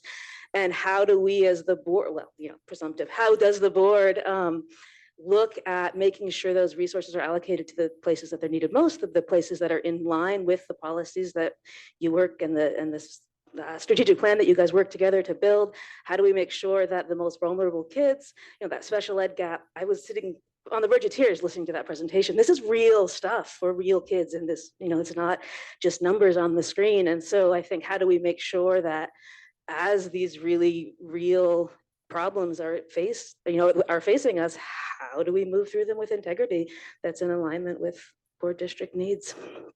Thank you. Abigail, what knowledge and or ideas do you have regarding our capital facilities needs in Ridgefield? Well, I mean, just having sort of stood alongside all of these past many years of successful and failing bonds, and doing some canvassing and talking with community members, having had a kid at Union Ridge when we thought it was crowded back in 2011, and moving through, seeing some of these big new beautiful buildings fill almost instantaneously. I think when they built the new building over here, there were portables the next school year. As the building was open, there was already portables. So there's no question that with the growth that we've had, there's need. And I think one of the things that's exciting listening to you guys talk and listening to Dr. Rodriguez is, with all this transition, there's a lot of fresh new ideas and new ways to look at things. And I think that's super exciting. There's, we have to rebuild trust with the community, we have to build trust with staff. There's not a lot of institutional history and connection, but that's also a place to build a lot of new relationships and try new things. Back to me. Besides capital facilities, what current challenges do you believe are facing the district? Made a list. Make sure I hit the one I want to hit. I think there's, those resource and budget challenges are obviously huge. And what they come to is, how do we not sacrifice the growth we've done in making a place where more students feel like they belong? How do we not go backwards facing those sort of deficits that we're looking at? How do we continue to make sure the needs of kids, my special little niche is special ed. And I know that if I look at sort of the history of vision statements since we've been involved in the district, when Adara was in kindergarten, somewhere I found on the website something that the school district's vision was that all students will do well in standardized testing. My kid is one of the 1% of kids exempted from state testing. So that meant my kid didn't show up anywhere in the vision of the school district. Then we move into the sort of pursuing premier, that's what it was, years. And I think most special ed parents would tell you, and kids, any kids on the margin would tell you, we were pursuing sort of basic IEP compliance, our kids' basic right to show up and be respected, and be able to be in a safe learning environment. And then when this little thing came in the mail at the beginning of the school year, this was a moment of happy tears for me when I read, as we begin this new chapter, you can rest assured our primary focus will continue to be delivering the best educational experience. Our vision is simple: ensure every student, regardless of background or circumstance, is cared for, challenged, and inspired to reach their full potential, ensuring all students graduate ready for future careers, post-secondary education, active citizenship, and thriving families. And for the first time in all of those years, I saw all three of my quirky, wild, weird kids show up in the vision statement of the district. And so I think the challenge with now is to, how do we meet that? What do we do? How do we make that vision come to life for all the students in the district? Thank you. I have a quick one for you. As you know, this is a board appointment for a seat which will be up for election in November of 2025, next year. If selected, would you plan to run for the position, filing in May of 2025? I'm just going to be honest and say I don't know. I'm open to the idea. I've never sat in that role where you all are sitting, and I don't know what it's going to be like.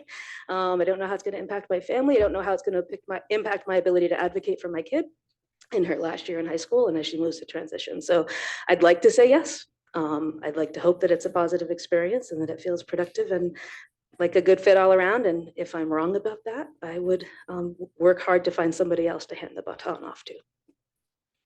Thank you. And last question, another quick one. If you don't know, that's okay. You can get back to us. If selected, are you available to attend the WASDA conference in Spokane, November 21 to 23, weekend before Thanksgiving? Calendar is currently open. I have not discussed it with my family. Understand. Thank you. All right, that is all the questions we have for you. All right. Thank you for participating. I know that it can be scary, but you did it, and I appreciate it. So, are the other candidates on the outside? Yes. Okay. Yeah. Should I send Dr. somebody? Basket will go Yeah. there, Yep, Dr. Basket. Okay. Yeah. You are going to bring in Jennifer. Yeah. I just thank you all for the opportunity to be up there. Thank you, Abigail. Thank you, Abigail. Appreciate it.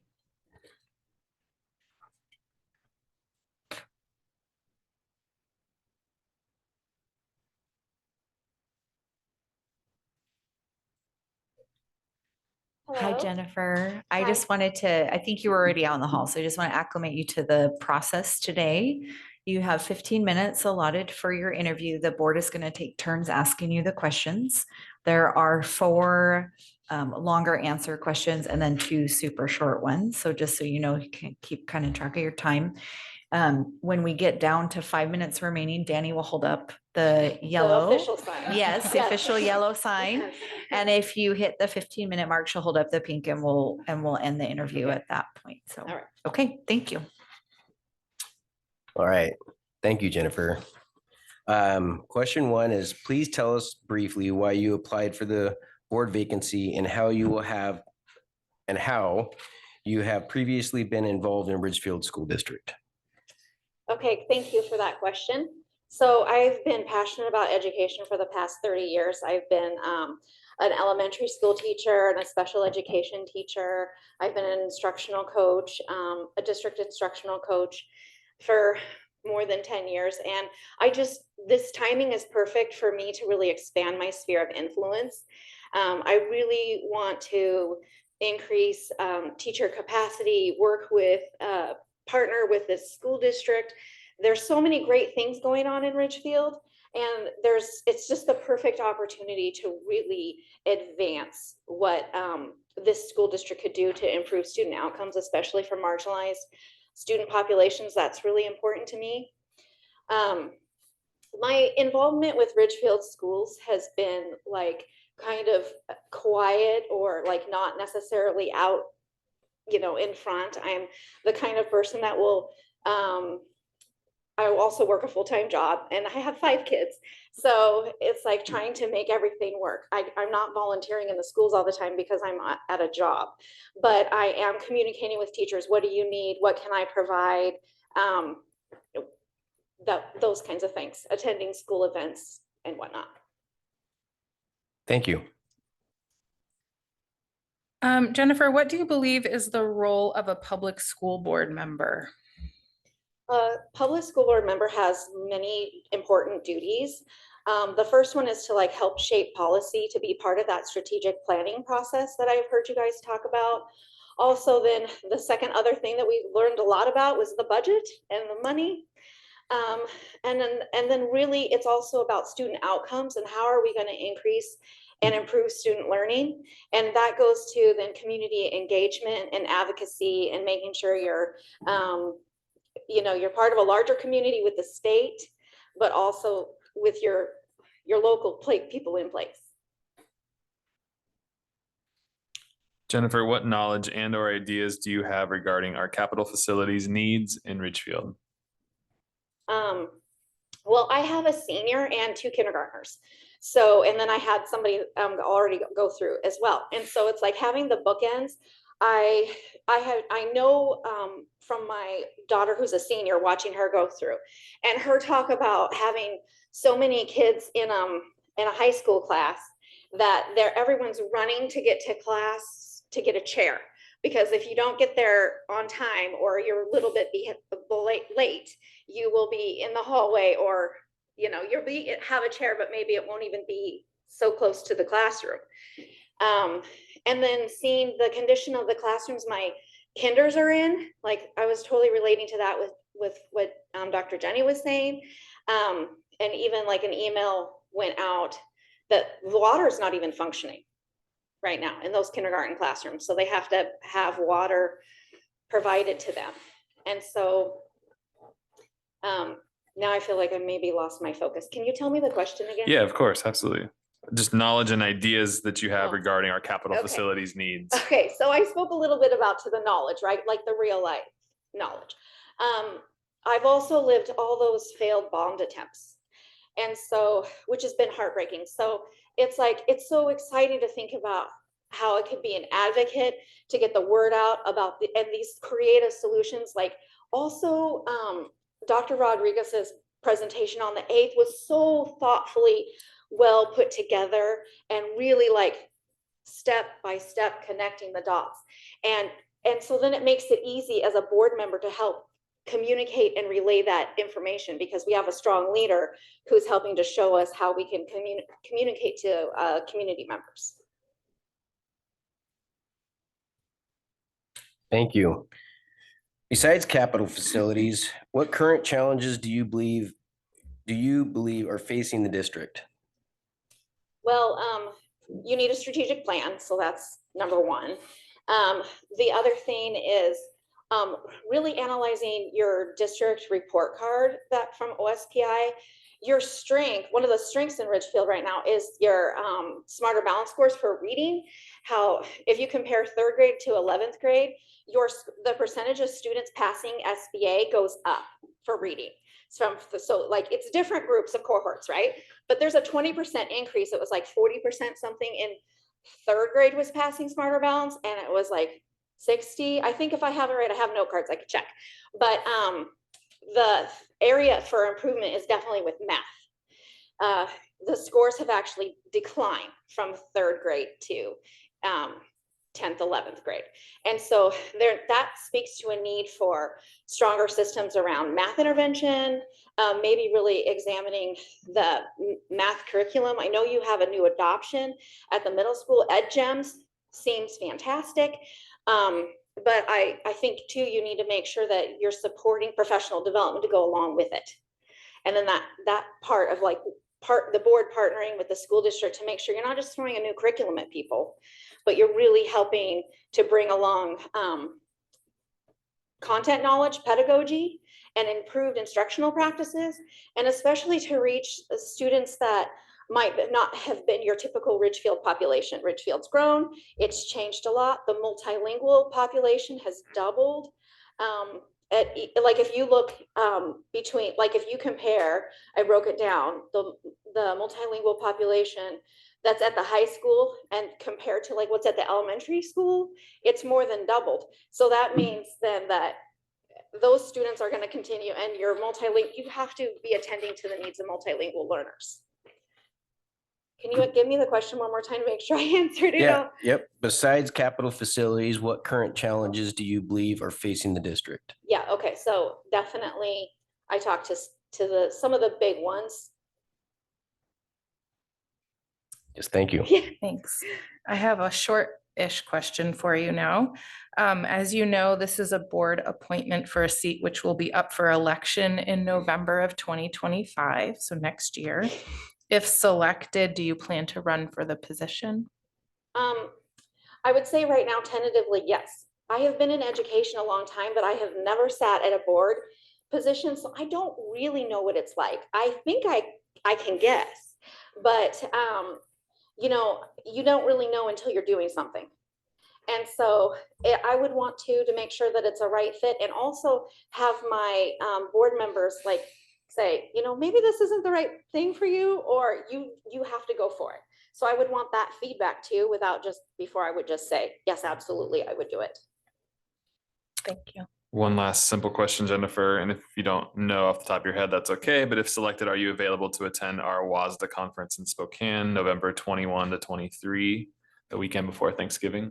This is the saddest thing to me. My answer is no, but it's for an exciting reason. It's because as a HICAP coordinator for Vancouver Public Schools, I wrote a proposal to present at the National Association for Gifted Children, NAGC, which is going to be in Seattle. They have a 5% acceptance rate for presentations, and I was accepted. So there's no way I can go to my employer and say, oh, I know you paid for this trip for me already, but I'm actually not going to go, so I can do this. So I'd have to go with my OG plan, which is to present at NAGC. I'm really disappointed. You know, if I was selected, I'd be really disappointed not to join you. That's a great reason. Thank you. Congrats on that. That's awesome. Okay, that is all the questions we have for you. I printed you out a resume. Like, is that okay? Yeah, just give it to Danny. Okay. Thank you so much, Yes, Jennifer. thank you, Jennifer. Thank you, Jennifer. Thank you very much.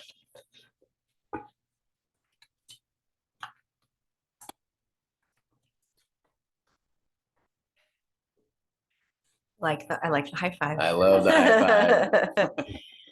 All right, welcome Amanda. While you are getting settled over there, I'm just going to go over how the process is going to work. We have the board is going to take turns asking you the questions this evening. Okay. You have 15 minutes total. When we get down to 5, Danny will hold up the yellow card just to give you a heads up that we're getting near the end. And if you run out of time, she'll hold up the pink card to let you know that we're out of time. There are 4 content questions and then 2 very quick short answer questions at the end. Okay. Do my best. Thank you, Amanda. Question number 1 is, please tell us briefly why you applied for the board vacancy and how you have previously been involved in the Ridgefield School District. How many minutes do we have for this part? That's like my jam. I like to get involved. So I was interested in this position because I have kids in the district, and I feel like I have a 5th grader and a 3rd grader, so 2 different schools now. And I just felt like it would be nice to be kind of a direct conduit, like for them and for the community. In the past and currently, I volunteer at all the school, well, at the schools my children attend. I volunteer as much as they'll take me. I have also worked on the bond campaigns for quite a few years. Lots of door knocking. And let's see. I'm trying to think of other ways I've been involved directly with the schools.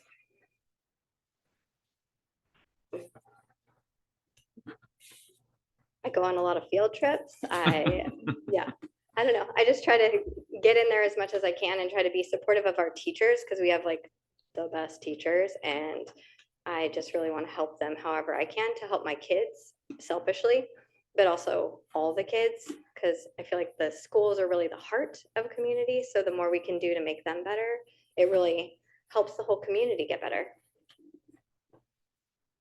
Thank you. Amanda, what do you believe is the role of a public school board member? I really do feel like the school board is the voice of the community to the schools. Like, you really are the representatives from the community, and you should be looking out for the community in terms of the schools. So like very black and white like that. Like, I think that we are supposed to go out in the community and talk to all of our friends and neighbors, and then bring that information back to the schools and try to make the community better through the schools. Amanda, what knowledge and or ideas do you have regarding our capital facilities needs in Ridgefield? Ooh, good technical one.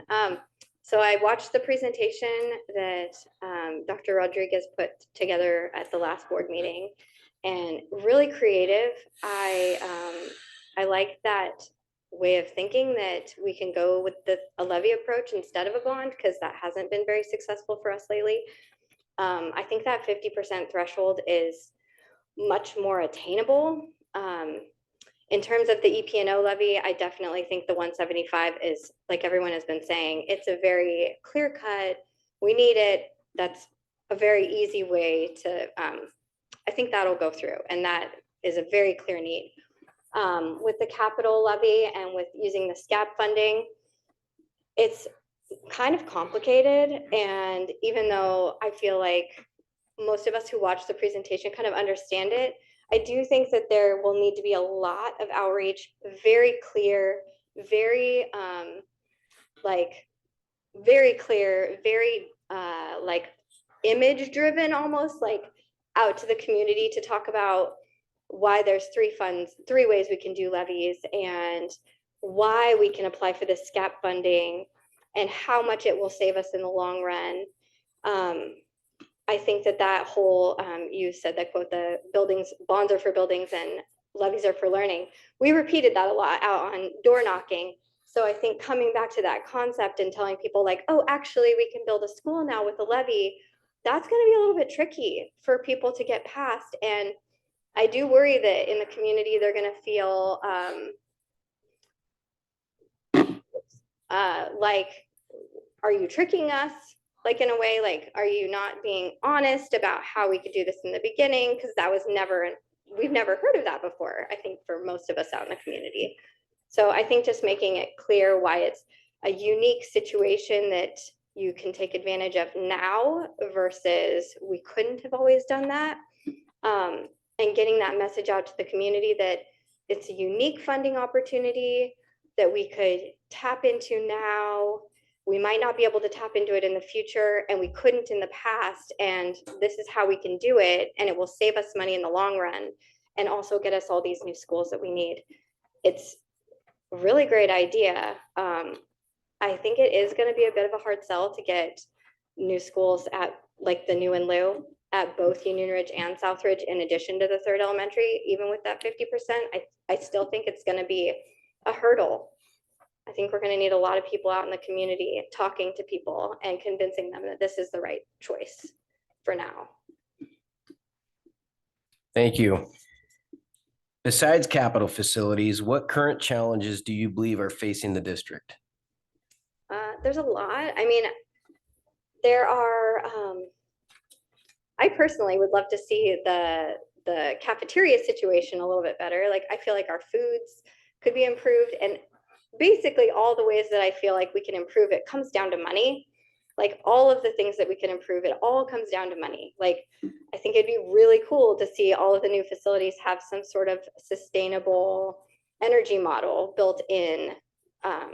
I feel like there's ways to tap into that at the state level and the federal level to get extra funding for things like solar projects or whatever when you are talking about new construction.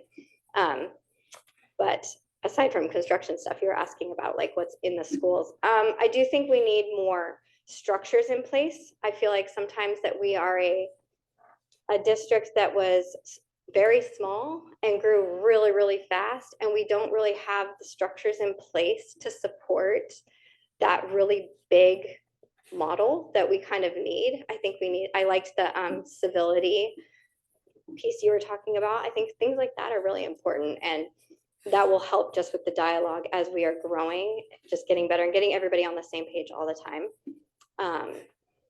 I think it'd be interesting to look at things like buses, and even looking at if the bus route even like makes sense for working with all the different school districts in the area. Like, would it make more sense for Ridgefield to become its own, because we are growing so rapidly? Just watching 4 buses go by my house every morning within a span of 5 minutes, like, you know, things like that. I feel like there's a lot of room for improvement and a lot of potential where we could improve and also be fiscally responsible and be responsive to the community's needs too as a school. Because again, we are like, schools are the hub of the community. So I'd love to see more outreach between the schools and the community, invite the community in more. And again, that's a space issue. Like, there just isn't really space to have a lot of people at events. So, but things like that would be really great. Like, if we can incorporate the community more into a lot of the school events, I think that would be awesome. This is a shorter one. Amanda, as you know, this is a board appointment for a seat which will be up for election in November of 2025 next year. If selected, do you plan to run for the position filing in May of 2025? I would, yes. Another short question, Amanda, and if you don't know for sure, that's okay. But if selected, are you available to attend the WASDA conference in Spokane, November 21 to the 23rd, the weekend before Thanksgiving? Yeah, I already looked at my calendar. My husband's not too thrilled about the idea, but I've already started like putting in place like potential plans with kids and like trying to figure it out. My family's actually in Eastern Washington, so I was thinking like I can drive them over and grandparents can maybe stay with the kids and maybe they miss one day of school. And like, I've been thinking about it. So I think it's feasible. Probably not like the best idea for my family, but I would have a really hard time saying no. If I was invited to go, I would probably go, because it's so cool to like learn about all the things that, you know, are part of being a board member. Thank you. All right, that concludes us. Thank you. Thank you, Amanda. Thank you. Yes.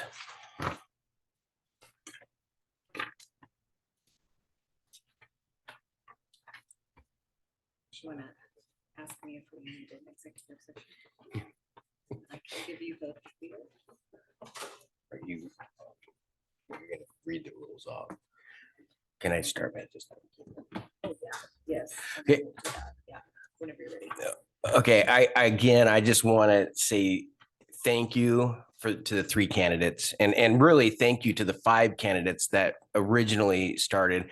One was my mistake. I told her she was in the district that she wasn't in, and so I'll take that one. But just having 5 people that are interested, that speaks volumes. That people care. And this is not really a competition. This is trying to find the right person that fits. But there's still lots of work for whoever is on board, but whoever is not, we still want you, right? We still want, we're not going to turn you away. But you can still participate, your voice is still going to be listened to, I just want to say I'm rambling, but thank you for taking the time and the commitment. So now we will need to take an executive session. Yes. Brett, you just said so much. It was lovely. But no, thank you to each of you for the energy that you put into being here. And like Brett said, I hope we can continue to work with all of you and everyone else who's here in helping to move our district forward. And I'll just echo that. Thanks again to the 3 of you, and everything we do in this room for the school district takes a village. So whether you're on the board or supporting us in whatever might come on the ballot in the future or any of our initiatives, just thank you for your willingness. All right.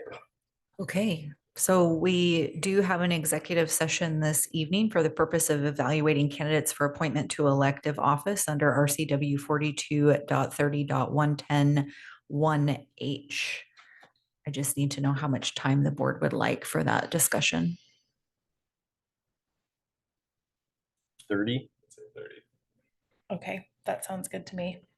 So I move we move into executive session for 30 minutes. Second.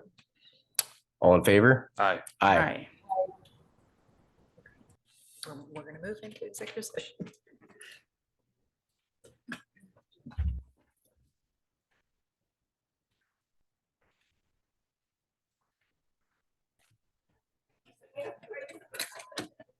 People here are also curious what's happening after that. We will come back. Yes, after executive session, we do anticipate possible action to appoint a candidate based on the board's conversation.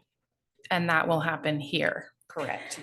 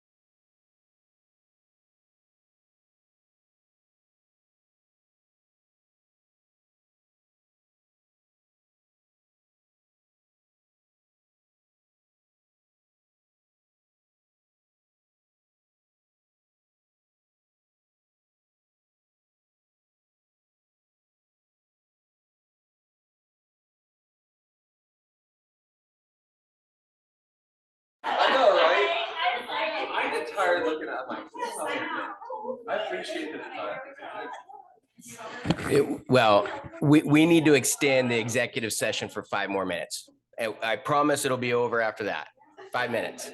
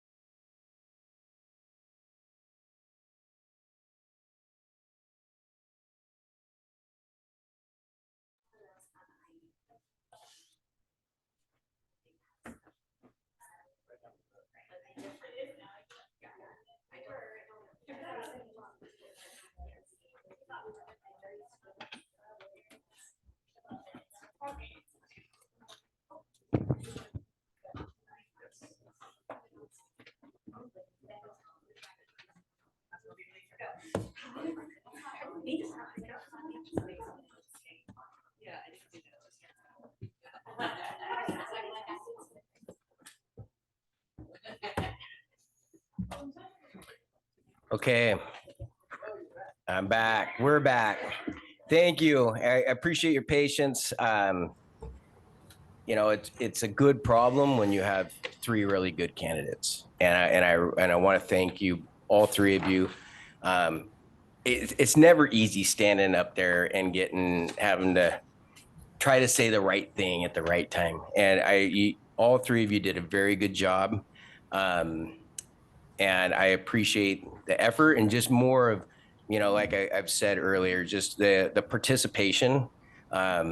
It's outstanding that we have 3 here tonight, had 5 actually actively want to do it. That's amazing. Because a lot of times it's nobody shows up.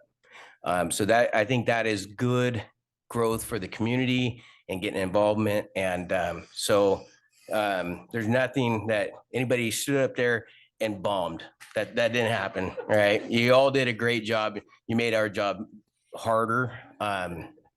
So I just want to again say thank you.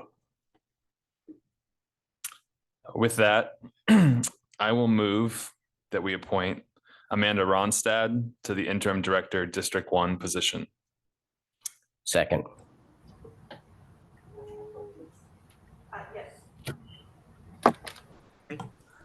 Okay, we'll do a roll call vote.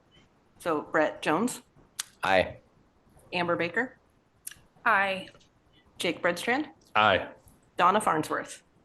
Aye. Congratulations. And again, thank you, everybody. All Yeah, thank you all. right. Thank you. With that being said, we are adjourned. Thank you.